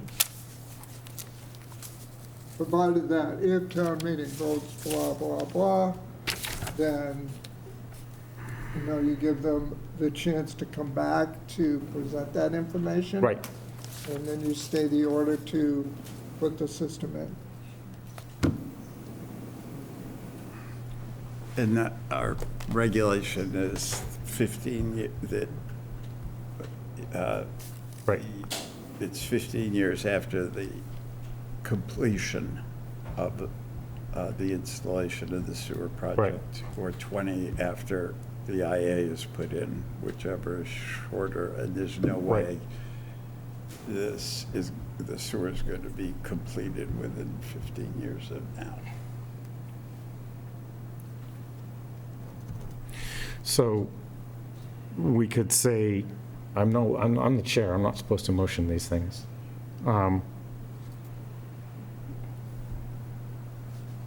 But you still can say what you think Right. the motion might be. Well, we could say something, approve the requested variances with these various findings, Lots of findings. provided that if town meeting votes design of a wastewater collection system for the area, including the address,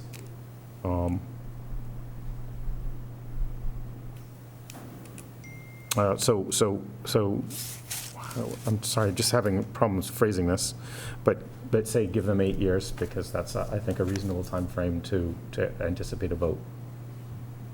Or 7 years. 7 years till what?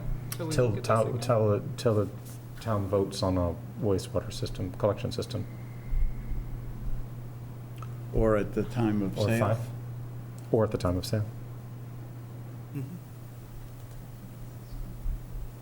So you're saying we would start with within 5 years Could say of Yeah, it's just installation too or at a long point of because- sale? 5 Yeah. is, yeah, 5 years? 5 is a while.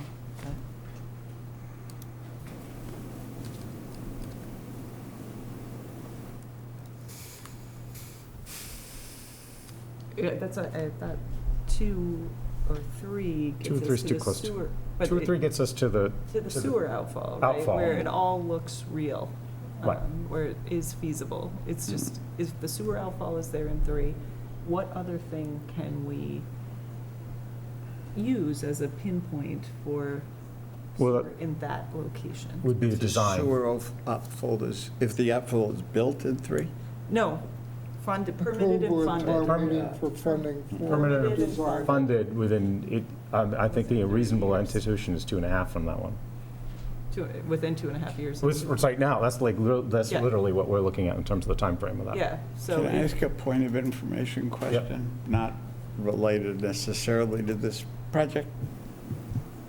That we should, so one thing is that when we made the regulation last year, the reason we did not include renovations was because we thought it was too project-specific to come up with any kind of numerical figure of the value of the property, et cetera, and the proportional increase, Right. all these things we talked about, because we're going to have to do it on a case-by-case basis. And now when we come to a case-by-case basis, we say we can't do it because we didn't write a rule.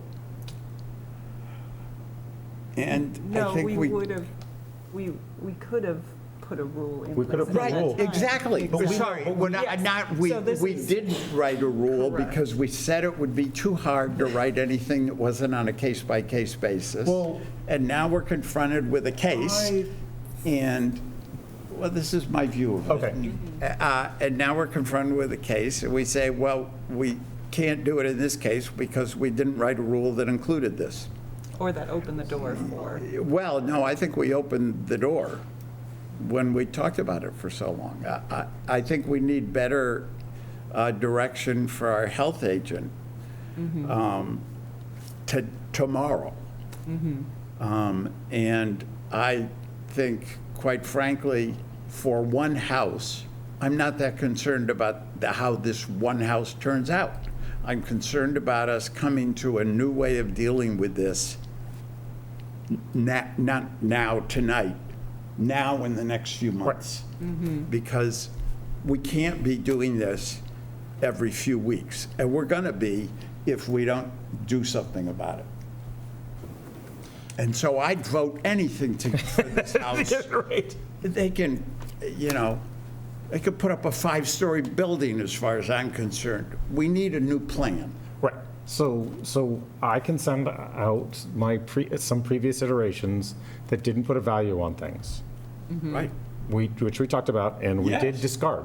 Right, because we didn't know how to do it. Right. Well, And so we were going to have to do it on a case-by-case basis. right. So here's a case. But now we're saying, well, it is, we can't just do it to this case, because that would be. We need a system. Yeah. And well, we So- considered a system, we discarded the system. So we need a- are back to the older system, and so this is where we are, but we are trying to come up with a compromise that will at least, So let's get on with it. right, well, Amy, do you have anything in particular phrased? Yeah. Okay, let's try this. All right. So do you want me to read George's clauses that I have included? or Start the just- motion, and then you can say with, Do you have to remove his before you make another one? we voted it down already. They voted it down. Oh, okay. We voted down his, and his didn't get a second. Okay, didn't get a second. Second. Yeah. Okay. I've withdrawn. Okay, so the motion would be to approve the septic system with requested variances as designed. Finding that, and then George's caveats, or findings, down through, given the scale of the proposed renovation and septic system work. Okay, so that goes away. Well, that stays, Oh. the part of it that is, Oh, right. that we take out is at this time. Given the scale of the proposed renovation and septic work, the board finds that installation of a nitrogen-reducing system is a reasonable and proportional condition associated with the variance relief. Acknowledging, and then here's two new things, acknowledging that current Title V and Falmouth regulations do not require installation of an IA system in an NSA unless an increase in flow is requested, but that the regulations do task the board with achieving an equivalent standard of care when variances are requested. And finding that a septic system cannot be installed at this property without variances, and that the engineers have designed the system to maximize the distance of the SAS from the resource. We are, I guess, going back to the top, we would approve the septic system with the variances, provided that within 5 years of installation of the septic system as designed, or at the point of sale of the property, the system will be upgraded to an IA system consistent with the Banner list or equivalent unless the sewer outfall pipe has been permitted and funded, and installation of municipal sewer in this area is anticipated by 2035. Sorry, we can mess with that wording, and sorry, I think we said 3 years, not 5 years. I just hadn't made that change yet, within 3 years. So those are the two key pieces, the sewer outfall pipe permitted and funded, and installation of municipal sewer in this area is anticipated.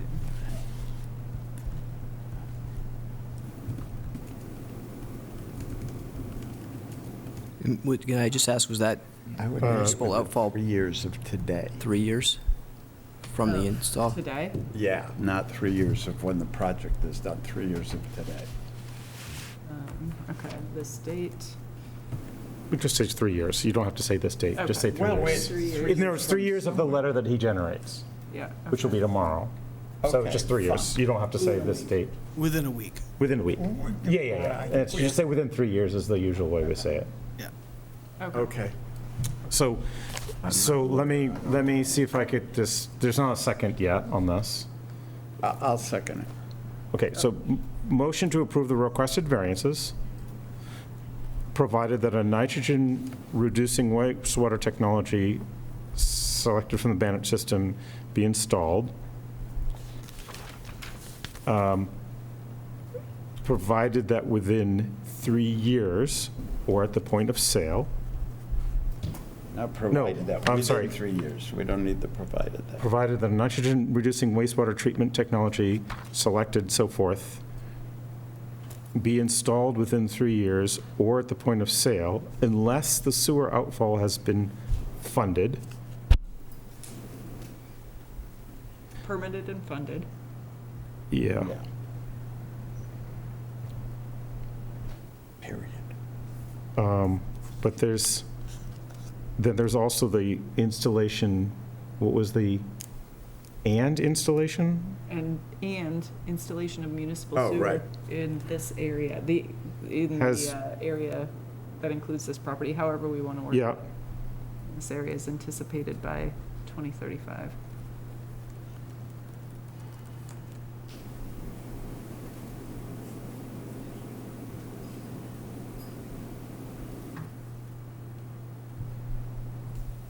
So Jed, you started with motion to approve the requested variances, provided that. I'm not, just use the words that he's already got. Oh, got it. Yeah, let me pull that. Motion to approve the risk variances.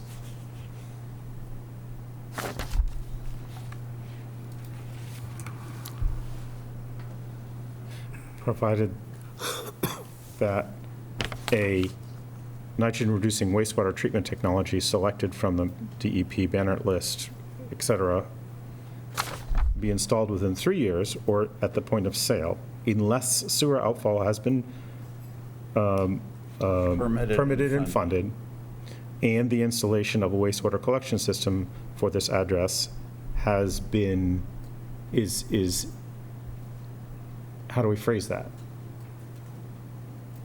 Is Proposed, Funding approved at town meeting. no, because it's not going to be, funding isn't going to be approved within 3 years for that. Or system has been, What is What- what are- possible What do we with got? Design? Design, You got right. funding for design, you got funding Design. for installation. So you could go with funding for design. and Gotta give some. funding for design, but that's not 3 years, because we've said 3 years or point of sale. Do you want to say 5 years at point of sale? Or at point of sale. Because because what? Because realistically, with the, we are dealing with uncertainties. Yeah. Yeah, that's our trickiest one, is how to lock that down. And I have to say, I don't care what number you pick, because this is one house. What I care about is, what are we going to do when 2 weeks from today, another house just like this comes up? That's the question. With all due respect, this house, one house doesn't. And we will revisit the regulation. We'll have to put it on our next agenda Yeah. and go through that with the 2 hearings to address it. Okay. That's all we can do. So Then I I'll understand. vote for whatever. We're trying to come up with something that we are splitting hairs, or we could just say, approve it, and then move on.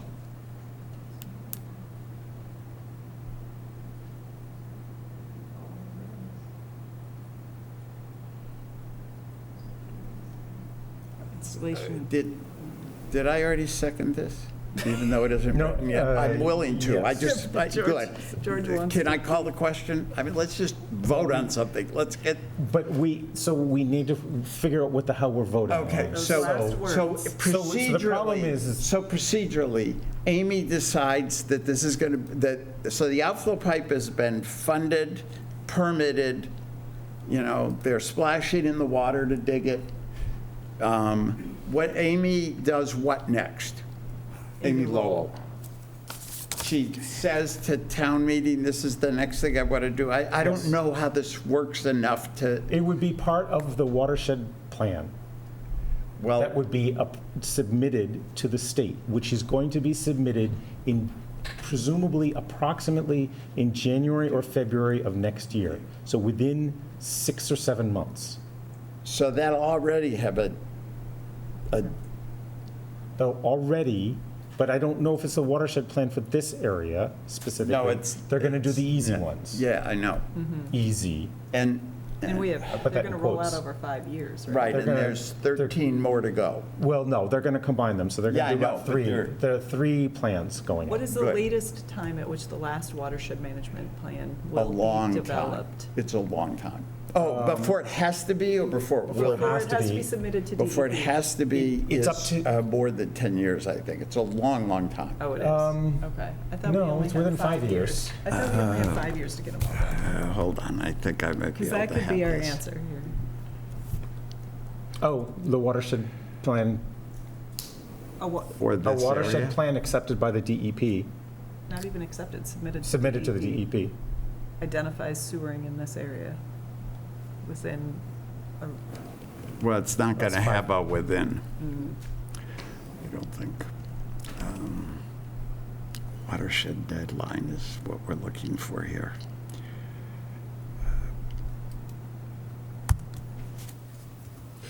So what we're tangling with, for everybody else, is the timeline at which, to make sure that if sewering is put off in this area, Watershed permit timeline. well, sort of the extreme would be in perpetuity, but if it's not going to happen within 20 years or 25 years, that an IA be put in some point in that, in order to capture, say, 15 or 20 years worth of nitrogen that would otherwise go into the water. and we're seeking something that's We're trying to find some way, some anchor for that timing. There is a 7-year period, so by 2030, because this started in 2023, 7-year period to develop, submit, and be issued a watershed permit by the DEP. So by 2030, so that's 4 Yes. years from now. And if that doesn't happen, then not just you, but everyone Everybody has to put. has to put in an IA IA. system. Could I submit to the board that since there's so much uncertainty, you just set a time? You Well, say that's what 3 I'm in years, favor of. Say That's 3 what, years, and that can be appealed. It's your decision. Yeah. You could say, right in the findings, in the conditions, that the owner shall have the right to come back and make the argument, and then there'll be a hearing for it.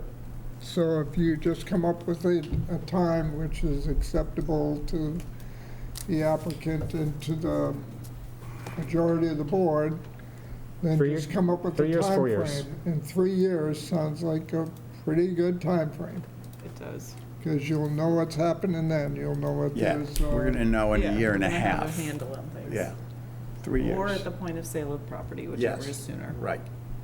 Yep, and then we have the findings. Okay. And I That think does the simplify applicant would like to things. say something. I don't know if that's Right. in order. I'll leave it. Do you have any comments on this?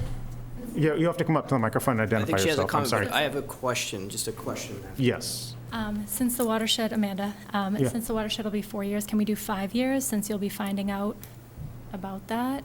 5 years? Well, you would be could the come safe- you would come back to us Okay, 3 years. within 3 years, okay, and, because we'll have more information. okay. We'll know whether or not the sewer is coming, 5 more years after that, or the sewer is not going to come for another 25 years. Right. By the end of next year, we're going to be so much more informed than we are now. It's going to be orders of magnitude easier to sort all these things out. Like, at the moment, we don't I'll even, agree with half that statement. we don't even know what, the DEP has not even commented back on any, there's been no feedback from the DEP on any of these plans, so. Well, they haven't been submitted yet. Well, no, but even on the questions about the plans that have been asked, there's been zero feedback. It's to the extent that, But that's not. that's not this part of this, right? Let's just- So, anyway, and you had a question, sir? If I could have that last part, read back so that I can, We will read it back Right, 'cause I once did- we figured it out. 'cause we were- we We were don't know talk- exactly what we're voting on yet. because I think it changed. It was provided, unless the municipal outfall pipe is permitted and funded. We're going to Just get rid say, of that completely. We're just gonna, I think what we're gonna say is, come back. Yep. That's a good idea. it Right. is. It's a helpful suggestion. George's Yeah. had a lot of Okay, it. so then it would say, we have a motion to approve the requested variances, provided that a nitrogen-reducing wastewater treatment technology selected from the Mass DEP Banneret list and capable of achieving a total nitrogen concentration of less than 10 milligrams per liter is installed within 3 years or at the point of sale of the property, whichever is sooner. Finding that, and then we have, I think you could say the applicant, to give them the ability to come and appeal that back to the board right, within your Right. decision, because as you know, all variances to appeals go to a court of jurisdiction, not to a Okay. board unless they say you can go back to the board. how would you phrase that? findings then, right? So we'd have the findings and then And the that would be in a applicant. condition. Conditions. Yeah, With the, it's not- with the condition that the applicant is, Applicant may. may come, appeal to this board To revise to the revise the deadline. deadline for this, for, installation for of the the installation of the IA. Do we want any more on that sentence? No, I don't think so. Less is better, Perfect. because we Less is just more. We don't. already have more. And then there's the list of findings, the long list of findings that George already, That we already have written Yeah, with down. a slight tweak, and the only, like I said, the one I had added, which we can add or not add, is just acknowledging that our regulations don't require it, but that we are tasked with achieving an equivalent Right. standard of care. Our regulations don't require it when there's, our regulations don't discuss it when there's a variance being asked for. So I think saying it's not required suggests could that leave it's. that out. Okay, Yeah, I'd Okay. leave So it out. we'll strike that part of it. Because Got Up to it? you, but yeah, it suggests Okay. things we don't want to Well, suggest. then things are even simpler. Got Okay. it. So is it just now, all the precatory language, but then it says within 3 years of installation or sale, whichever is sooner, No, not 3 years of installation, 3 years, period. from Or from sale. Mr. McGann's from letter. Mr. McGann's approval. Yeah. Whichever is sooner. And then the applicant may appeal to the board to revise the deadline for installation of the IA, Yes. and that's just Within that, within that 3. within that period. Yeah. And you're not putting any standard on that, like about to demonstrate likelihood of sewer install. It's just simply. No, I think we'll just, because there'll be too much there'll be too much, there'll be a lot of new information. Okay. I think, and so rather than hang it off of any particular action or inaction by town meeting, it's just, we'll have action or inaction by town meeting and by the select board between now and this time of next year. We just don't know exactly what it's going to be. So in a way, it's kind of coming back to Mrs. Roth's point of revisiting it in 3 years Yeah. with information that we have. Right. Okay, I understand. Okay. Okay. Is there a second on that? Yes. Okay. A motion and a second to approve this and revisit it in 3 years, within 3 years, roughly speaking. Sorry, what did you just say? A motion and a second to approve. What Amy has already Amy's said. Period. Right. Yes, I've seconded that. Call the Okay. question. All in favor? Aye. Aye. Any, all opposed? George is opposed. George H. is opposed. All right. Okay, and I can submit this. So Yeah. we will have language, and then we'll be back and forth. I think our secretary has captured this, and the recording has captured this, and we'll, But I can also. Oh, God, the minutes. No, I can send this. I'm Right, not going to and be at Amy the will send it. meeting where we Thing is, you discuss these broke a minutes. record for the longest. Whatever Hearing. it is. yes, Yes. by a long time. So we're 2 down, 10 to go, so. You're right, I know. The next ones will be faster. Thank you very much. I appreciate how the board struggled with that. I thank you very much for your time. All right. Our next item is 21 Pheasant Lane. Approval request for new construction of Falmouth Nitrogen Area. With an IA. Right.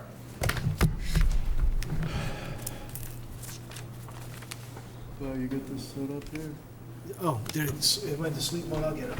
Oh, I gotta go back to my, mess here. Much colder. Hold on, Mike. It's cold in here. Yeah. Yeah, it's freezing. Did you adjust the, I was gonna put the temperature down. You guys said you're So warm, don't. right? I was It's getting a little comfortable. warm. Now I'm cold. It's getting a little warm. Wow, it even bumped out a word, huh?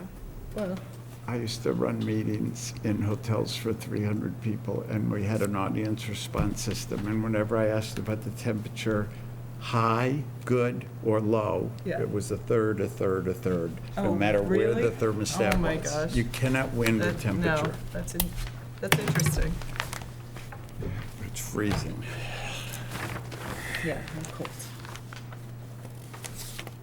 Is this Okay, so Brigatine? 21 Pheasant, this is Oh, 21 wrong. Pheasant. Oh, I have so many questions after that hearing that I'm not going to delay other people waiting.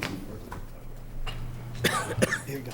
I look over your shoulder because I don't have Yeah, this one of course. from 2 years, whenever we, unless they do, It looks exactly Sweet. the same.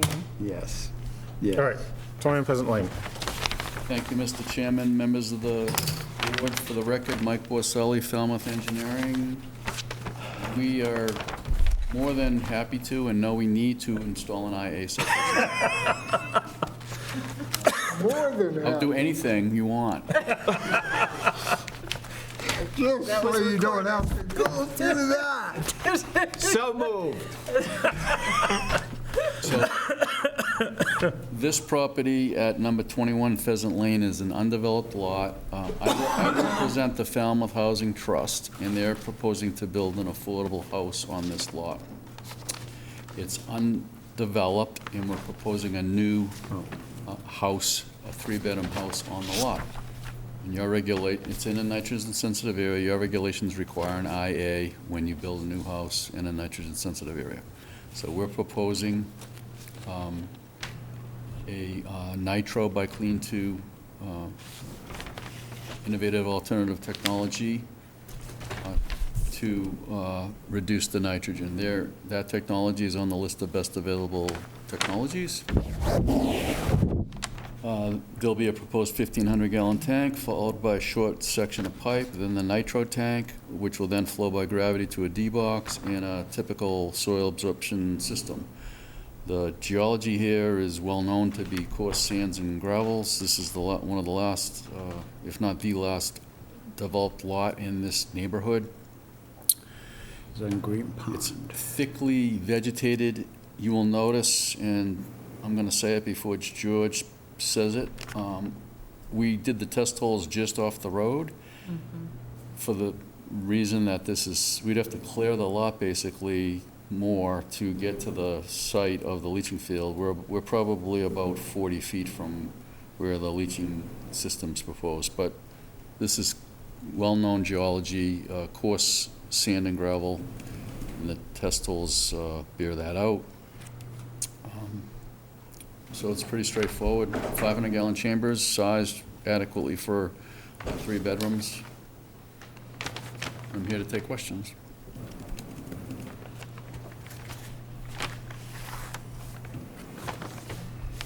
Observation ports look good. Yeah, I think you said within.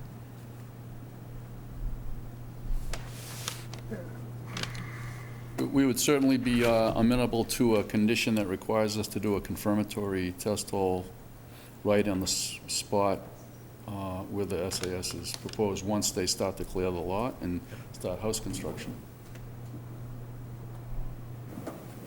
Yeah, anyone? Observation port within 3 inches of final grade. Yeah, we show one of our covers within, Oh, it's at 6. It says 6. Yeah. you need it 6 to be inches. 3. Oh, it's just in the code. I'm happy to Oh, revise it. this one has the 3-inch to observation port. So we got it Okay. here. All right, Is that you a got it? sampling? Yeah, I typically have a note on there. It says one of them shall be within 3 Yeah, inches. okay, yeah. Right? Sorry, I didn't George, see it. And then Same as a sampling port?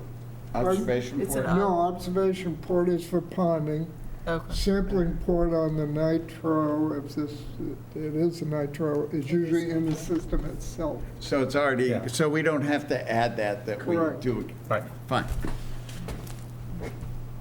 Move to approve this with the Standard the set of requirement that conditions. when the lot is developed, that the perk tests get redone where it's, the actual SAS is going to be. And the That's standard part of set the of record. And the standard set of conditions. For- And the 10 10 milligrams per, isn't that in the standard set of? It is, but I think we need to just make sure that it's All right. recorded. So- I'm just going to put 10 Okay. on the next 3. Second, Okay, motion is second to approve the use of the IA technology for 21 Pheasant Lane, provided that a test pit in the area of the SAS be performed when the it's land is cleared. With, and that there's observation points already in there. Yep. With the standard set of conditions for 10 milligrams per liter of nitrogen or less. All in favor? Aye. Aye. Okay. Thank you. 20 Brigantine. Same. Thank you, Mr. Chairman. Again, Mike Borselli, Falmouth Engineering. I represent the applicant, who is Falmouth Housing Trust. Again, this is one of the last remaining lots in this neighborhood, and Falmouth Housing Trust intends to develop it as an affordable house, having a 3-bedroom capacity, I'm sorry, 2-bedroom capacity septic system in this case. Isn't that right? Yeah, it's a Yeah, zone 2. 2-bedroom Oh, it's in a zone 2. on the plan. Yes.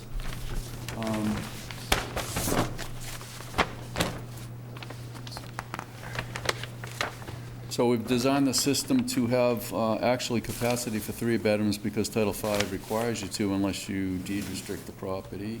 So we just made the SAS slightly bigger. This is also proposed to be a nitro IA septic system. 1,500-gallon tank, nitro, pipe into a D-box to 500-gallon chambers. Again, you'll note, this is a fully wooded lot. We did the test holes close to the street, so we wouldn't have to clear and cut trees to get to the back of the lot.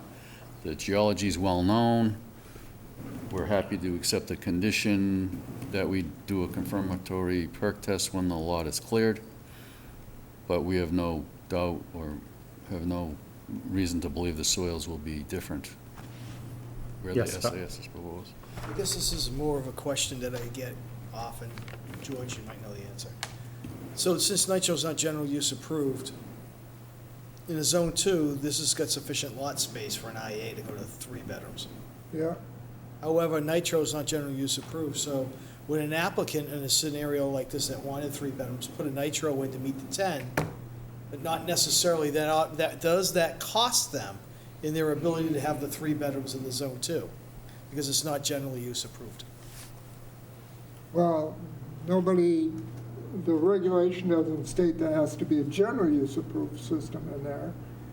But it's only going to be approved for what it is approved at the state level as far as calculating whether it meets the requirements for zone 2. Because I just got that question this morning Yeah. on a different job. But since since we're going over questions, you'll notice the last 2 that these are trenches, right? That's a little trench. He's an engineer from Aegis. Did you notice that? All right, let me ask the question, George. Did I'll you ask. notice that the letter Space- from the lawyer So George's was argument last week, if Title there's space V? between the chambers, you can no longer call them a chamber system. You have to use a bottom area only system. Well, If you move those 2 chambers out 6 feet and put a pipe between them, would that be a trench or would it be a bed? Neither. I still think it's a bed. Thank you. Oh, so you don't get sidewalk? No, not a bed, It's a galley system. Galleys in trench configuration. It's still like, And why so do you that was an argument why for do you butt them up at all? Why don't you separate them out when you put 3 or 4 of them? Because he only needs 25 by 13. well, it all depends on like the number of bedrooms. Like there's You times where need- we take, there's times where we Okay, you're not making my argument. Go on. times when you take a 500-gallon Oh, no. chamber, put 2 feet of stone, another 500 or 2 feet, when you need like a certain length system and you don't want to spend the money on another chamber, but the bottom area and sidewall math will work in that case. So can you do that with chambers, plastic chambers? I don't use plastic chambers, so I They have wouldn't. their own calculation sheet, Yeah. their own square foot, 4.72. Yeah, I was So far, contending George, last we're down week that 12 when you engineers to move none. those things apart and you feed them separately, that's a bed. He's looking at you skeptically. We've approved a lot of them like that. I know. Yeah, no saying when you're doing something wrong, there's no time. For the record, my standing is not editorial. Okay, so, go ahead. Again, there's an note on the plan about having one of the covers, be Within 3. 3 inch. 3 Yeah. inches to grade Yeah. for purposes of Don't go up, observation. you're up in the, what are you doing, Mike? You're going the wrong way. I don't know. You're going through the Don't Long go back Pond to document, TTC. it's like 300 Please don't pages. go back. Where do I gotta go down here? Please don't go back. Well, this is the next one. A motion to approve the use of the IA systems in this situation with the standard set of conditions. Understanding that the test hole. Yes. Right. Second. This is the test pit. A motion and a second to approve the use of the AI technology for Troy and Brigatine Drive, provided that a test pit be dug when available, When the SAS. when the SAS is installed. With the standard set of conditions at 10 milligrams per liter. All in favor? Aye. Aye. Okay. 2 Sweet Road, which I don't have in front of me. Again, for the record, Mike Borselli, Falmouth Engineering, I represent the applicant. This is a collaboration with BSS Design. We review and supervise the engineering aspects of their projects. And this project is proposing an accessory dwelling unit be installed on the lot. The lot contains 4 acres. A primary dwelling. The primary dwelling is located where I'm circling with my mouse, if this is zoomed in enough here, closer to Sweet Road, and the accessory dwelling unit is proposed close to a road known as Stewart Lane and Ryder Road in that intersection. The accessory dwelling unit is proposing to have a separate due to its remoteness from the house septic system. The system was designed as an accessory dwelling unit for 2-bedroom capacity. The system SAS is sized for a 2-bedroom. The existing house has 5 bedrooms. But it has a separate system. The regulations talk about and use a term called facility. Yeah. And this entire lot is considered the facility. This is in a nitrogen-sensitive area. And your regulations say if you increase flow, you need to do an IA septic system. In this case, we're increasing flow because we're building a new dwelling and there's 2 bedrooms. There's no change in the number of bedrooms in the existing house, but since it's on the facility, All right. we're proposing to retrofit that system with a NitROE so that both systems now have IA treatment components to them. I have to say it again. The test hole was not done in the location of the SAS. I had no control over that. It was done at a time when the initial system was installed, and the test hole Results indicate coarse sands, and we know from our knowledge that the geology is very consistent here. But that said, we are more than happy to accept the condition requiring us to do a test hole right in the location of the proposed SAS. Since it seems to be a reoccurring theme regarding the observation port, you will note on the profile, there's a note that to bring one of the covers within 3 inches of grade so that it can be utilized easily as an observation port. And with that, I'm happy to take questions. And the nitro folks don't have a problem with the 1,000-gallon septic tank for the 5-bedroom house?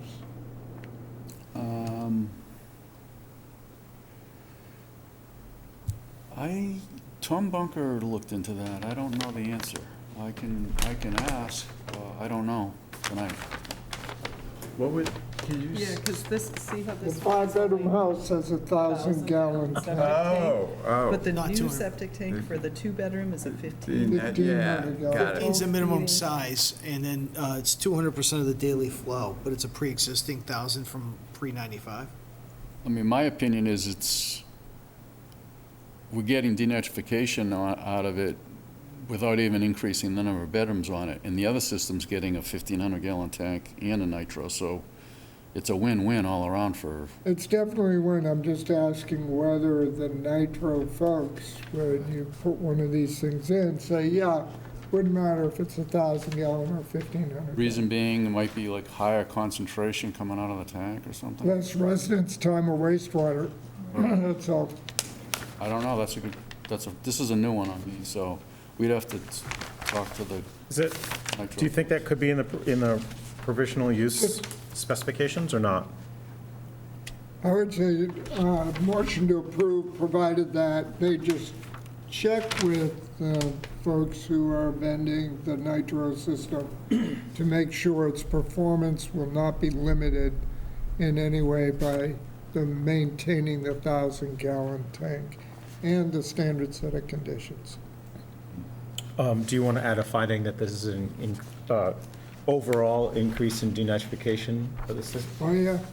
Yeah, I okay. mean, the finding, I'm pleasantly finding that you're not arguing that. But the facility part, Point where, the facility part, yeah, I don't know if there's a way around it. I mean, this is already vetted. no, you're right. Yeah. Facilities are facility, they all need to be brought up. I always enjoy arguing with Plus- you, but I don't think I'd win in this case. Plus, just to let you know, in Acapesket, someone Well, I tried. lost one, so you would have been mad the tale of a loss. So on, you've already made that decision, you've already got precedence, because we talked about this. And on Acapesket, they wanted to put just the ADU on a Yeah. D-night, and the whole lot had to go on And we D-night. made them do the So whole that's thing part because of it it. was a facility. So that's a discussion whenever I see something like this we have. Usually they're close to each other, and you just make a decision to put in a whole new Right. Yeah, common right. system. These are Because pretty then you need a 2-compartment tank or 2 tanks in That's right. series. Okay, is there a second on this? Second. Okay, a motion and a second to approve the use of the IA technology for the ADU new construction for 2 Sweet Road,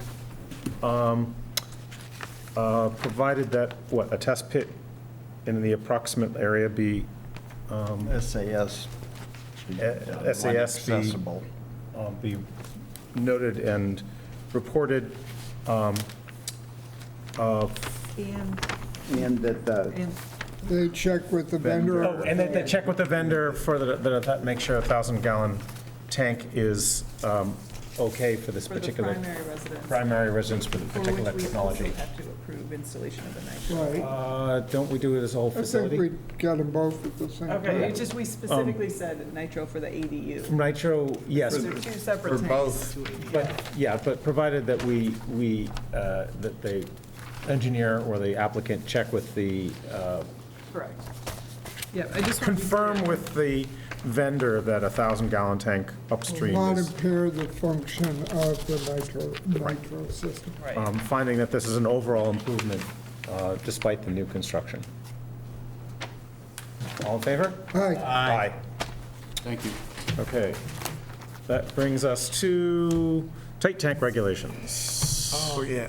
Super quick, I know it's. Is this? Are you about to hand me this same No, document? I just printed you out the regulations for your benefit. Oh, okay. That's fine, it can't hurt.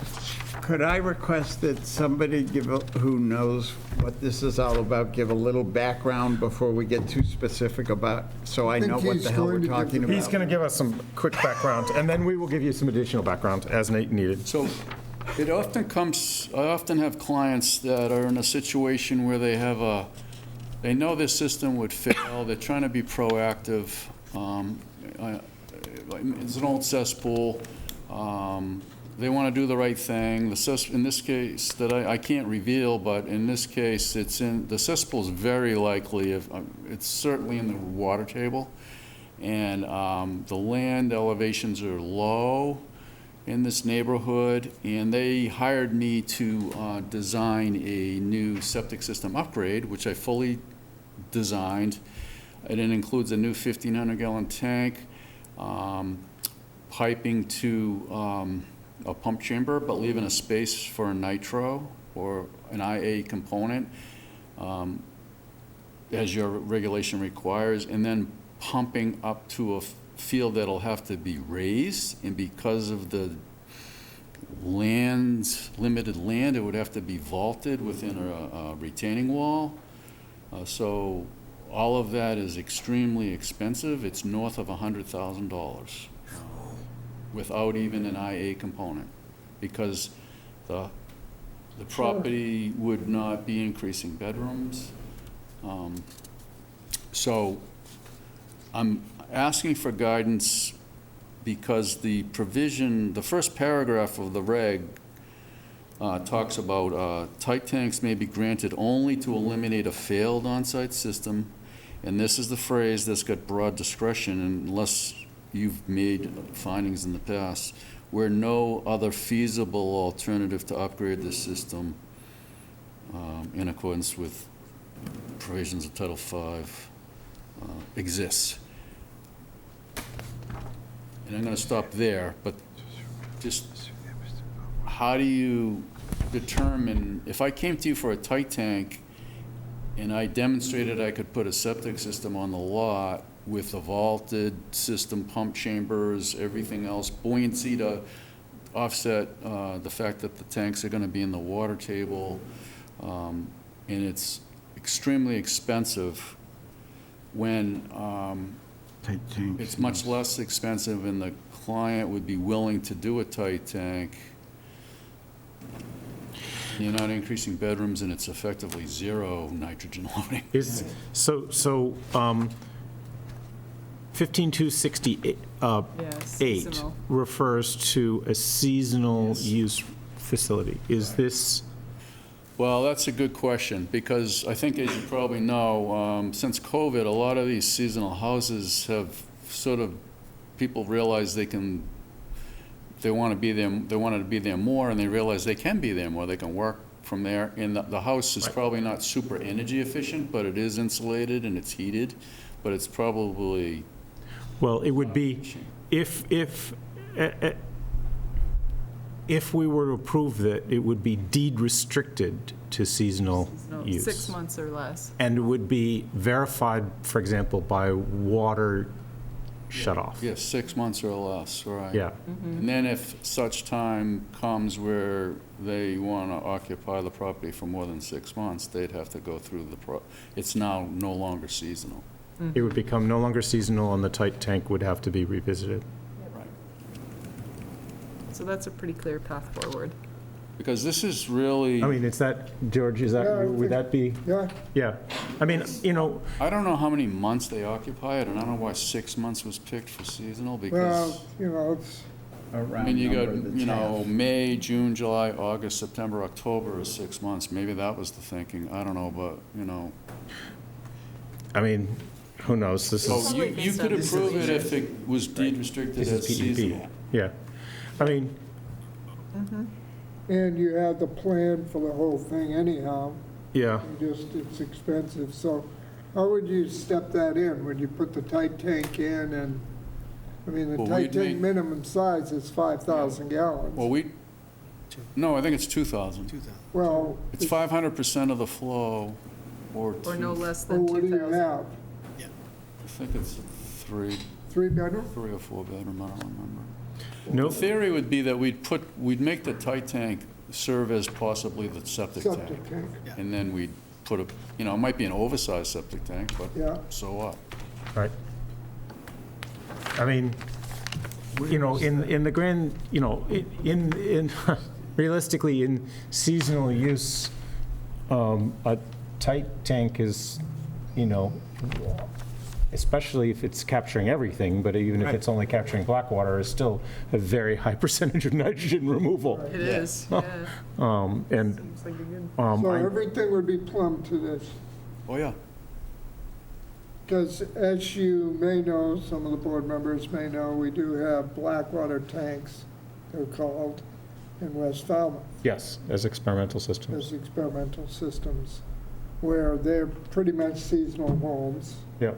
and they pump them out, but they do have an overflow to a septic system. And they have a separate gray water system. Right, the gray water is basically goes out most of the time, unless they shut the alarm off, and then it would Right. Well, overflow that tank, so you'd have 2 tanks in parallel at that point. do we have data for those? Yeah, I think that the county has been maintaining them or monitoring them. Right. So, yeah, Because it would be good to. there are that- data. It would be good to know how good those are functioning as, essentially as nitrogen, I won't call them reducing systems, nitrogen eliminating systems. Yeah, they reduce it because gray water has nitrogen in it. Yeah, no, I understand that. I mean, that's But what I mean. I that's- just want to be. Not applicable to this, because this is all the water. So I This would is all the say- water. Yeah. But if we were to, I mean, if somebody were to say, oh, I want to separate I want to do a tight tank for the black water and a gray water, separate gray water Yeah. system, in other words, to require Reduce pump out. reduce pumping. Yeah. So that's it. So it's a relevant question. It's a relevant thing to request, but not for this. We don't need it for this particular proposal. So they know no how much particular it is to proposal, pump this is a out discussion. the system. Sorry. Yeah. Okay. Yes. For this discussion, we don't need that data. Some conversations, but if you divide the cost of pumping that out over the cost of $120,000 to you could pump a $130,000 lot of system, times. that's a lot of pumps. Yeah. And they're trying to make a, $5 a pump for a 2,000-gallon tank. yeah, and they have to be cognizant, aware of water use and all that, Sure. and which is sort of an inconvenience, but when you look at how much, in the total disruption of the property Yeah, is amazing. I'd be inclined if it was seasonal too. Yeah? Yeah. With a Yeah. tight tank. No, I mean, honestly, I'd be comfortable with that, too. Okay, so I just wanted to, I didn't want to come with the tight tank and have you say, well, you didn't demonstrate it's not feasible, but my client needs to know it's going to be, if it's approved, it's going to be with a For a condition. seasonal. It would be, it would be a deed-restricted Yeah, seasonal. sure. Right, Understood. because that's what Title V says. And if they wanted to go to the next step and renovate the house and not make it seasonal, They'd they'd have to come back and get approvals for all the other, The we'd, variance is required for all that other stuff that. yeah, you because described. we're tucking this thing in the corner, we'd need property line variances and things like that. Right. So it's pretty complicated. I mean, and the other thing is to also think about the watershed plans with the possibility of sewer coming anyway, so, I don't think this is ever going to be sued. okay. I'm just, Try not to give you any more hints about where it is. We'll find out eventually. yep. 225. All right, well, thank you. Appreciate it. Thank you. All right. Okay, we have a waiver form discussion. Is this the plastic? Is that where we are? Yes. I'd like to move to Postpone's the wrong word. Continue this. Continue it, Because yeah. I would like to talk to some people again in Scott's office before Sure. we discuss this. That's fine. Do you want to continue it? To 2 weeks would be Yeah, A3. yeah, I mean, I'm not going to be here 8:03, but that's fine. okay. Just maybe the meeting will move faster without me. Okay. Okay, motion and a second? Was there a second? Second. Motion and a second to continue the discussion on the waiver form until, for 2 weeks, 8:03. All in favor? Aye. Aye. Okay. We have the IA system monitoring performance data. Do we have anything to talk about there? Nothing new there, please keep it on the agenda, and I'm Okay. still waiting for any comments somebody might have. Oh, yes, didn't I, yes. did I email those to you? I didn't see anything. Oh, I'm sorry, I apologize. I edited it down to a single sheet of paper. Single sheet? Well, two pages. Okay. All right, I'll take another look. I bet you it doesn't have the cartoons on it. No, it still has some cartoons. Yeah, I mini need some cartoons. edits I would go with also. Bliss cartoons, if Henry Bliss. Harry Bliss. I swear I emailed that to you, George. I must check my email, I think. Come up. All right, I'll email, mine are in pencil and hard to read, so I will email. I still have two of the cartoons in there. Two Two cartoons. cartoons. And it's down to 2 sheets of paper. Yeah, no fun. Can I make a comment so that others can comment on it to give George some guidance? I thought really early on, let me just open this file so I can, that right up front, it ought to say, this is a substantial responsibility. It's not have it be towards the end. This is like a swimming pool or an aquarium. You need to deal with it on a very regular basis. And you could replace the words very regular by whatever it is that the maintenance contracts are, or the requirements of the systems are for monitoring and maintenance. And also where it says that you should have a maintenance contract, you must have a maintenance contract. And it's a complicated system, but you don't need to fully understand it. You just need to hire the right people to fully understand it. I think it was just too soft for too long. And then when you say quaternary ammonium compounds, people are going to glaze over and say, oh man, I'm not reading anymore and I'm already forgetting what I read. You just should put in a couple of household names for whatever quaternary ammonium compounds are, and in a footnote say, this class of, Soap. just need to be specific. And I think that's my comments, Okay. but I need to find the So- file. so, Give me a second. I do have to agree that it was a little soft, so Too I... friendly? Yeah.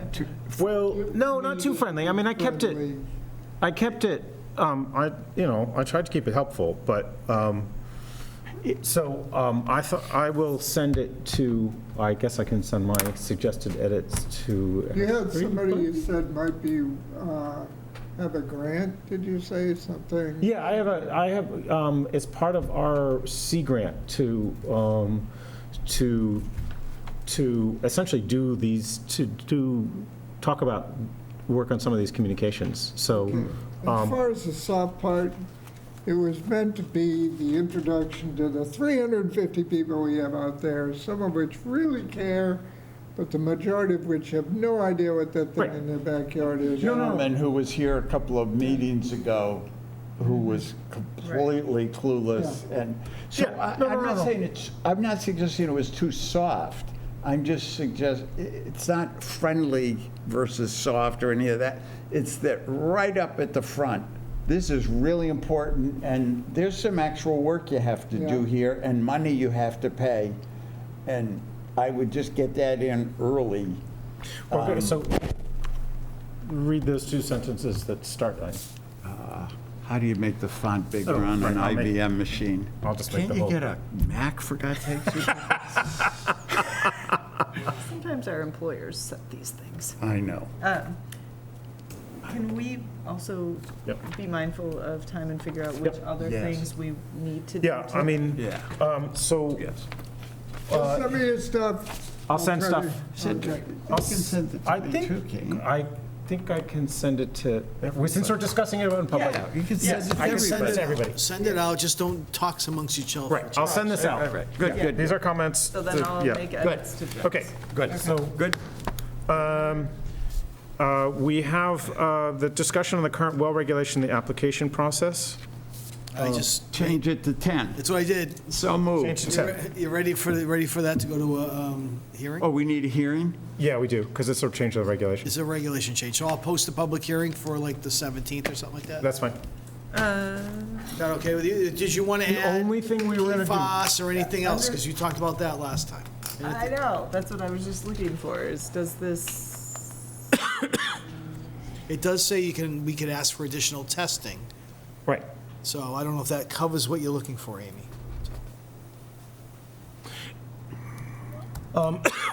And this does bleed into the next agenda item. That's why I put them together. Right. Killer.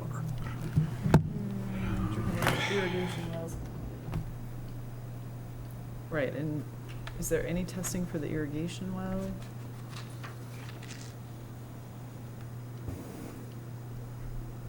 So at a meeting you weren't at, Yeah. I believe, there was a discussion of how important is it if PFAS compounds are in irrigation wells and getting redistributed on the lawn Right. and aerosolized, is that, and. We didn't have our said- resident And we said, expert. we have to ask Amy. Well, I mean, it's a complicated question, definitely. Aerosolized, not so much, but certainly you are redistributing to soil where it will absorb and hang out for a good long time. Yeah, so I guess, asking about this quickly, do we want to require any testing before irrigation wells are put into effect? Do we want to add PFAS to drinking water wells? Do we have a lot of drinking water well requests? You still have to. 200 to 300. 200 So- probably. Requests for new Drinking water. Requests for new drinking water wells? 200 or 300? Total in town. Existing. Okay. Sorry. 200 to 300 existing drinking water wells. We really have that many? Yeah, because we have a couple streets that don't have So if we town test water. for, You add up P- all the houses on the street, you might get 50 or 60. Carrot Shop if Road. we Currier test Road. for Currier Road. PFAS and say you can't 50 have it houses if you there. want a drinking water well, got a are we little- just I going made to a little deny map them one all? I time. mean, is there any point in testing? Just, they would know that they have a contaminant they have to treat, just like, same reason Uh, we but test for other is there- things like coliform. Well, you Can they, but is it feasible for a regular drinking to Yes. to actually treat? Yes, Oh, absolutely, okay. with an Oh, in-house carbon okay. system. All right. And in fact, along Currier Road, because the base contaminated their drinking water wells, They all June- probably have they point of entry installed treatment systems. treatment systems Sure, at yeah. cost to the taxpayer. base. Right. Yes. It's relevant just because we have known PFAS plumes in Yes. town. It's Right. not Yeah. uncommon for towns with that Right. condition to request So charcoal PFAS does it? testing. Yes, Oh, okay. granular activated carbon. You can, look, you don't need to rush. If you want to have another meeting, Amy, to really look at that, you can have a future discussion on another agenda. We don't have to rush into the well change. Right. I Yeah. mean, if we're going to put out to public hearing, I just think we should decide whether that should be Yeah. part of the Yeah. change. Okay. So we can continue that, that's fine. Okay. We've Do you want to, I mean, I'm going to actually be on vacation the first week of August. I move that we but- continue it for 2 meetings then. Yeah, till you're back. So Okay. you're back. Sure. I mean, I will rely on, 19th, I'm gone. was that? 17th will I'm be, gone, 8 to the 19th. yeah, the next meeting will be 2 weeks, it'll be 17th. Amy Lowell's going to present wastewater plans and watershed plans, so is that a good date for everybody on the 17th? Of August? Yeah. No. Yeah, he's I gone. will be gone from the All right, so what day do you want? 8th to the 19th. Oh, I thought you said, I think you said We can't meet 18th on and the 19th, 8th sorry. Oh, Was that? We can't meet on the 8th if both of you are gone. There's just 2 of us. Meeting on the 3rd. Oh, 3rd, okay. The Sorry. 3rd. Sorry about If And that. the next one would have been the 17th, which Okay, we could yeah. have, except I would like, you guys probably all want to be together with Amy Lowell. Right. So I can ask Amy about the next meeting after the 8th, so the Okay. 17th. because she's got a lot of She's got a lot of things to do. things to talk about, too, with you guys. Oh, right, okay. Oh, God, where are we? August, so 17th.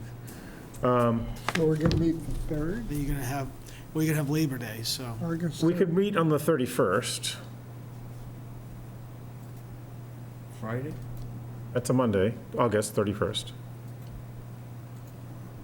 Oh, sorry. Yes. I might not, oh,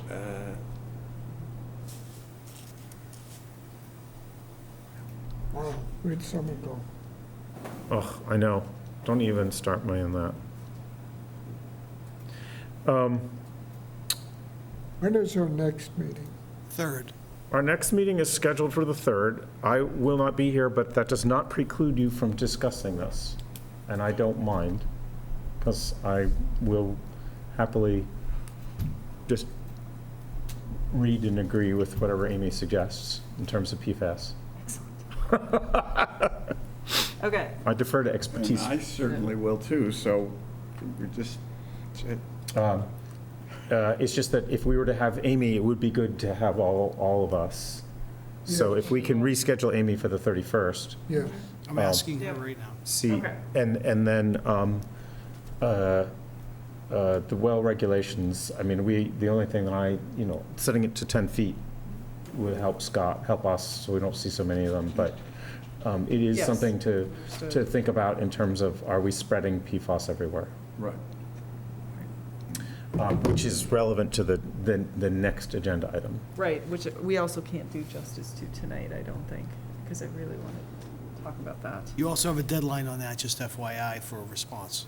I thought, did they move it again? I don't know. Oh, I just what is it? remembered we. No, I it's thought we already missed passed. it. What are we talking It's already about here? passed. Yeah, I thought we missed it. Okay, so what we were talking about, we kind of bled into the next agenda item, which is the Joint Base Cape Cod's draft Oh. explanation of significant differences for per Yeah. and Oh, you didn't vote polyfluoro. on your continuance, sorry. So we did continue it because part of it is the information that they have in that. It's relevant to the use of irrigation wells in the affected area, which is essentially all of East Falmouth, east of Mill Pond, and north to Ashumet and Johns. Given, I don't, some of the challenge with these maps, for example, there's a very large area that is noted as exceeding the maximum contaminant level. I don't know the depth of those plumes. They do have a cross-section in there. I Oh, did not okay. pick that for myself, but there is a Oh, that's true, there are cross-sections. So, Yeah. Irrigation, we probably don't have great records on irrigation well depth. So, They're Jen- probably as shallow as possible. Can I jump in? Yeah. There is a land use control requirements section of this. It might actually be, I think it's an addendum or an attachment.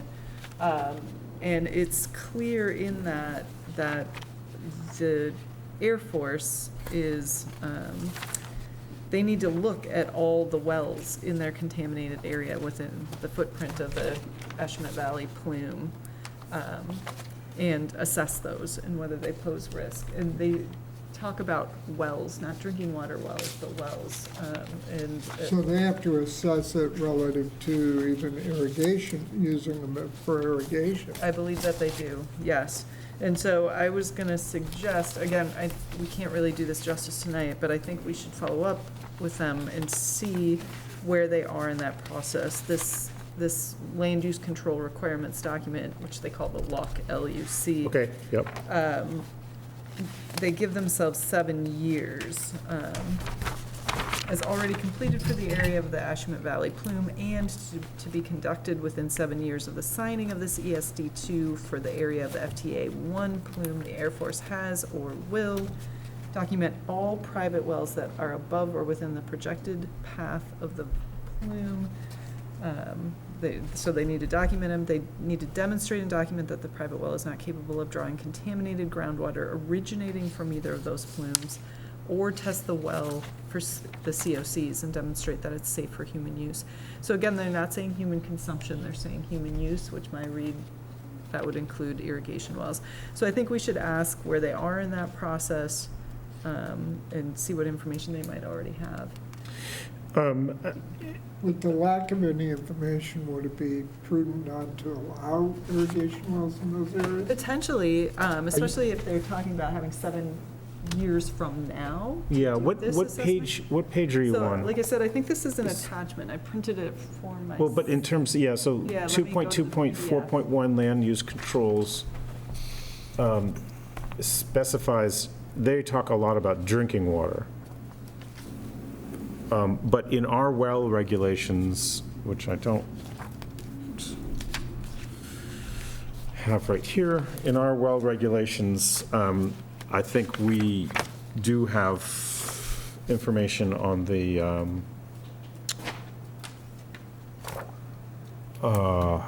we have something about land use controls. So this is, it's page 86 of the PDF, it's Appendix B of the document. And they're using it's from the original ROD record of decision, and then they've got changes in gray. So 86, okay. if they're 7 years, started at the record of decision in 2009, they did a lot of well assessment between 2009 and 2015, 2016. So I just kind of want to get it, but they weren't specifically, I think they were looking at other contaminants, not necessarily PFAS at that time. Right. But they would at least have a list of all the wells within the plumes. And should be able to give us some sense of.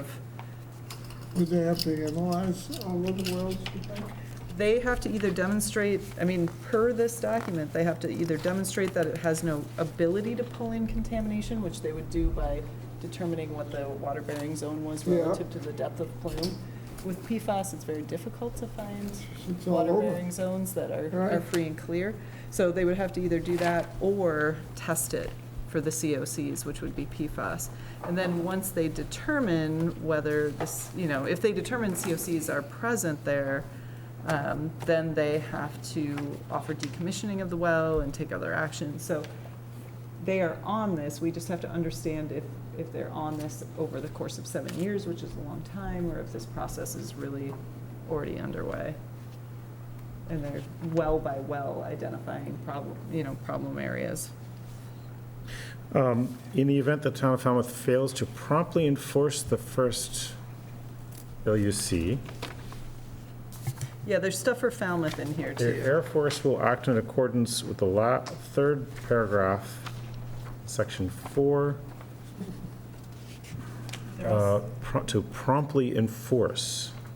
Where are you reading that? I'm reading this on page 80. Of the LUC, what page is it? Is it? It's page 3 of the appendix, but it's page 88 of the overall document. Yeah, because it also says in here on page 4 of this appendix that they are supposed to meet with us on an annual basis, which to my They knowledge, haven't they been, have not right. done. I did email him last week or so. Okay. Maybe Doug's retired, I don't know. Yeah, so there's a lot here, so I would like to have time to talk about it a little bit more. Yeah. Have to continue. Second. T3. But Judd, you won't be here. either. Motion and second to continue to a date. And right now, we've got scheduled Well- 3/17 and 31, is that correct? We have 8/3, well, and we will be short of people on, we will be, 3 and 17 will be short. One Yeah. number. So, yes. right, we won't be a full, well, we won't be a full board, we won't be a board as composed right now until the 31st. Is there any news, by the way, on any new member? I have asked, and Diane has said that if she gets an application, she will let me know, but there has not been any, nobody's applied for it. Same, I think, with the fairness. And they see this on TV and they're not just clamoring Right. to come here? Riveted and excited to join. My goodness. Yeah, I know. It's hard to wrap your head around. But I do think this bears a closer read, because I found this late today while prepping. Right. This LUC. I think I'm happy to reach out on our behalf to see if I can find a point person and kind of where they are in this process. Yeah, I mean, It used to be Doug Carson. it used to be Doug Karsten. I don't know if he's retired. I did but you- email to reach out to him, but he didn't You get could back. go through the website Yeah. for this. You know, our well regulations,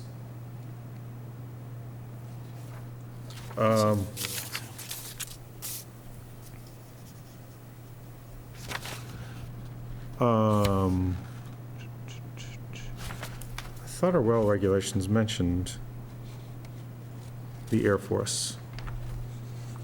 It should have mentioned the plume somewhere. Yes.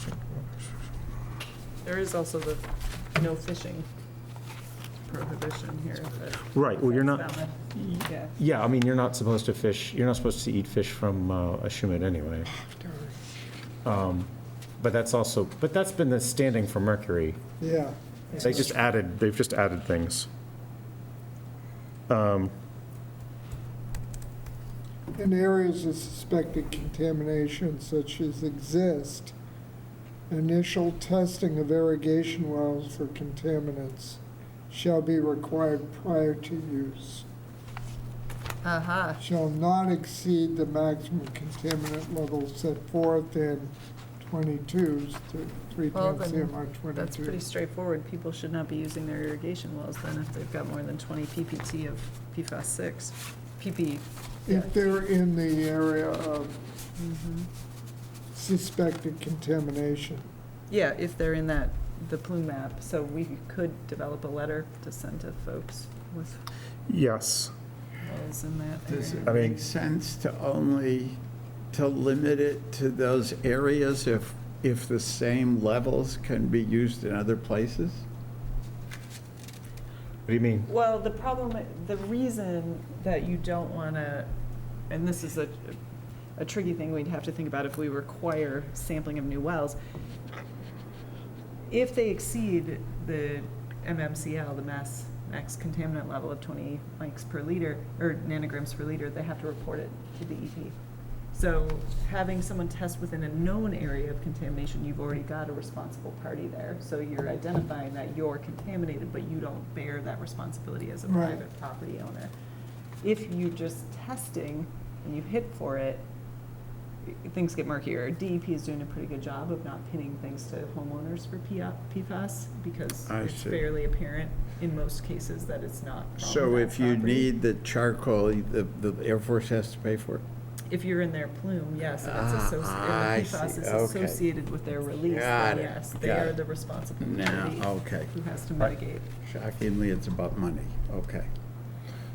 Well, Got it. I mean- No, Responsibility. It's responsibility. I mean, Yeah, and no, there- I'm not saying it's a yeah, yeah. bad idea. It Yeah. was just- I mean, and the Air Force has not been, you know, once contamination of a drinking water well has been identified, they have not been stingy about providing whole house filtration. Right, yeah, that's their I mean, obligation. Now I understand. Yeah, yeah, that's their obligation. But so that's the tricky part about just requiring private well owners too. Yeah, I mean, Get real Point of view, if we I know. think it's bad, then. right, well, so remember, we have to just separate two things. There's one is drinking water, Yes, Yes. and one is irrigation. Yeah. and one is Okay, irrigation. fair So enough. for drinking Yeah. water, it's very, very clear that we should be requiring them if they're in the plume area. Well, the Air to- Force should have already tested. The Air Force should have already tested them. Yes, for- Assuming that they got to them all. Yeah. And they should be connecting them to, or providing them drinking water in some way, safe drinking water. Yes, I that's don't what know I the thought. status of that, and that's a good Right, question. that's I what mean, about several years ago, I think Doug asked me for all the records I had for wells, Right. which are what they are.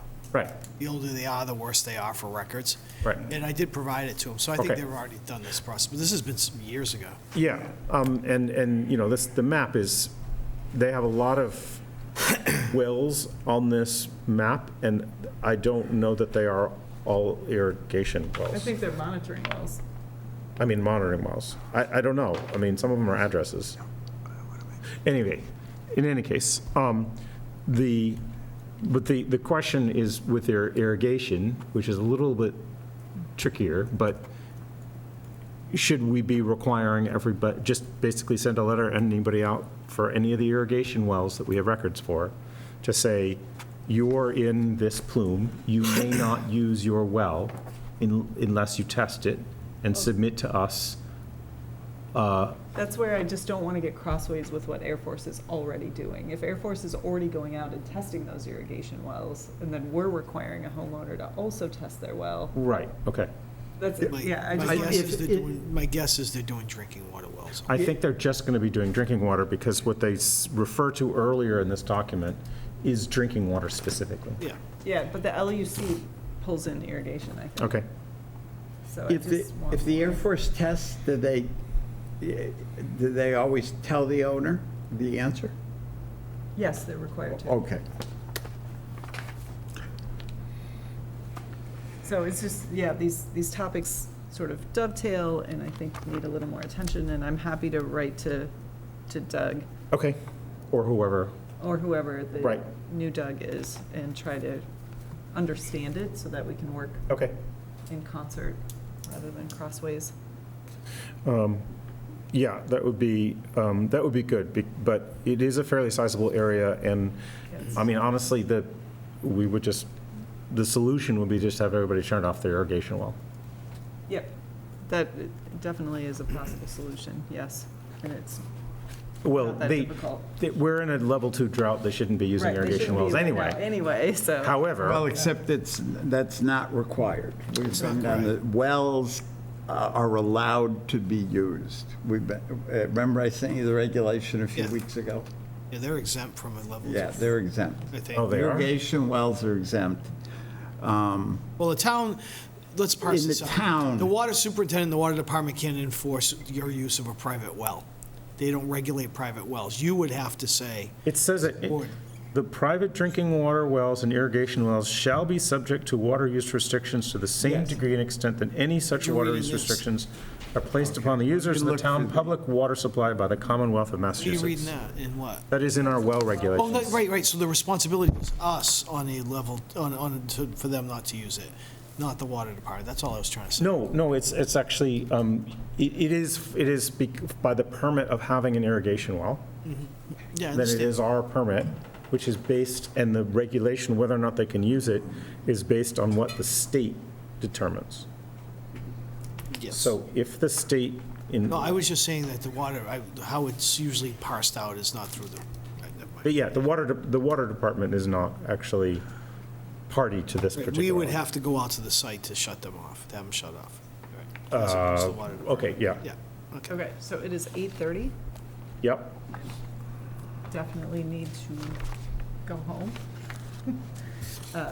What is I also did not receive the 7:13 minutes, maybe that was on purpose, Because just- I anticipated they'd be finished, that's why. So Yeah. they weren't actually Okay. finished, that's, which is Okay. fine. So what is our obligation to approve the 6:22 You minutes? today? There's, have a motion in a second, but you didn't all vote to continue the, Continue which? The the discussion joint- of the PFAS. Well, joint base regulations. technically the last two agenda items. Right. Part of it is that we weren't sure when we were continued to. So when do you want to continue the well, discussion of the well regulations to? Let's continue it to the next meeting and just Next keep it meeting, on the okay, agenda.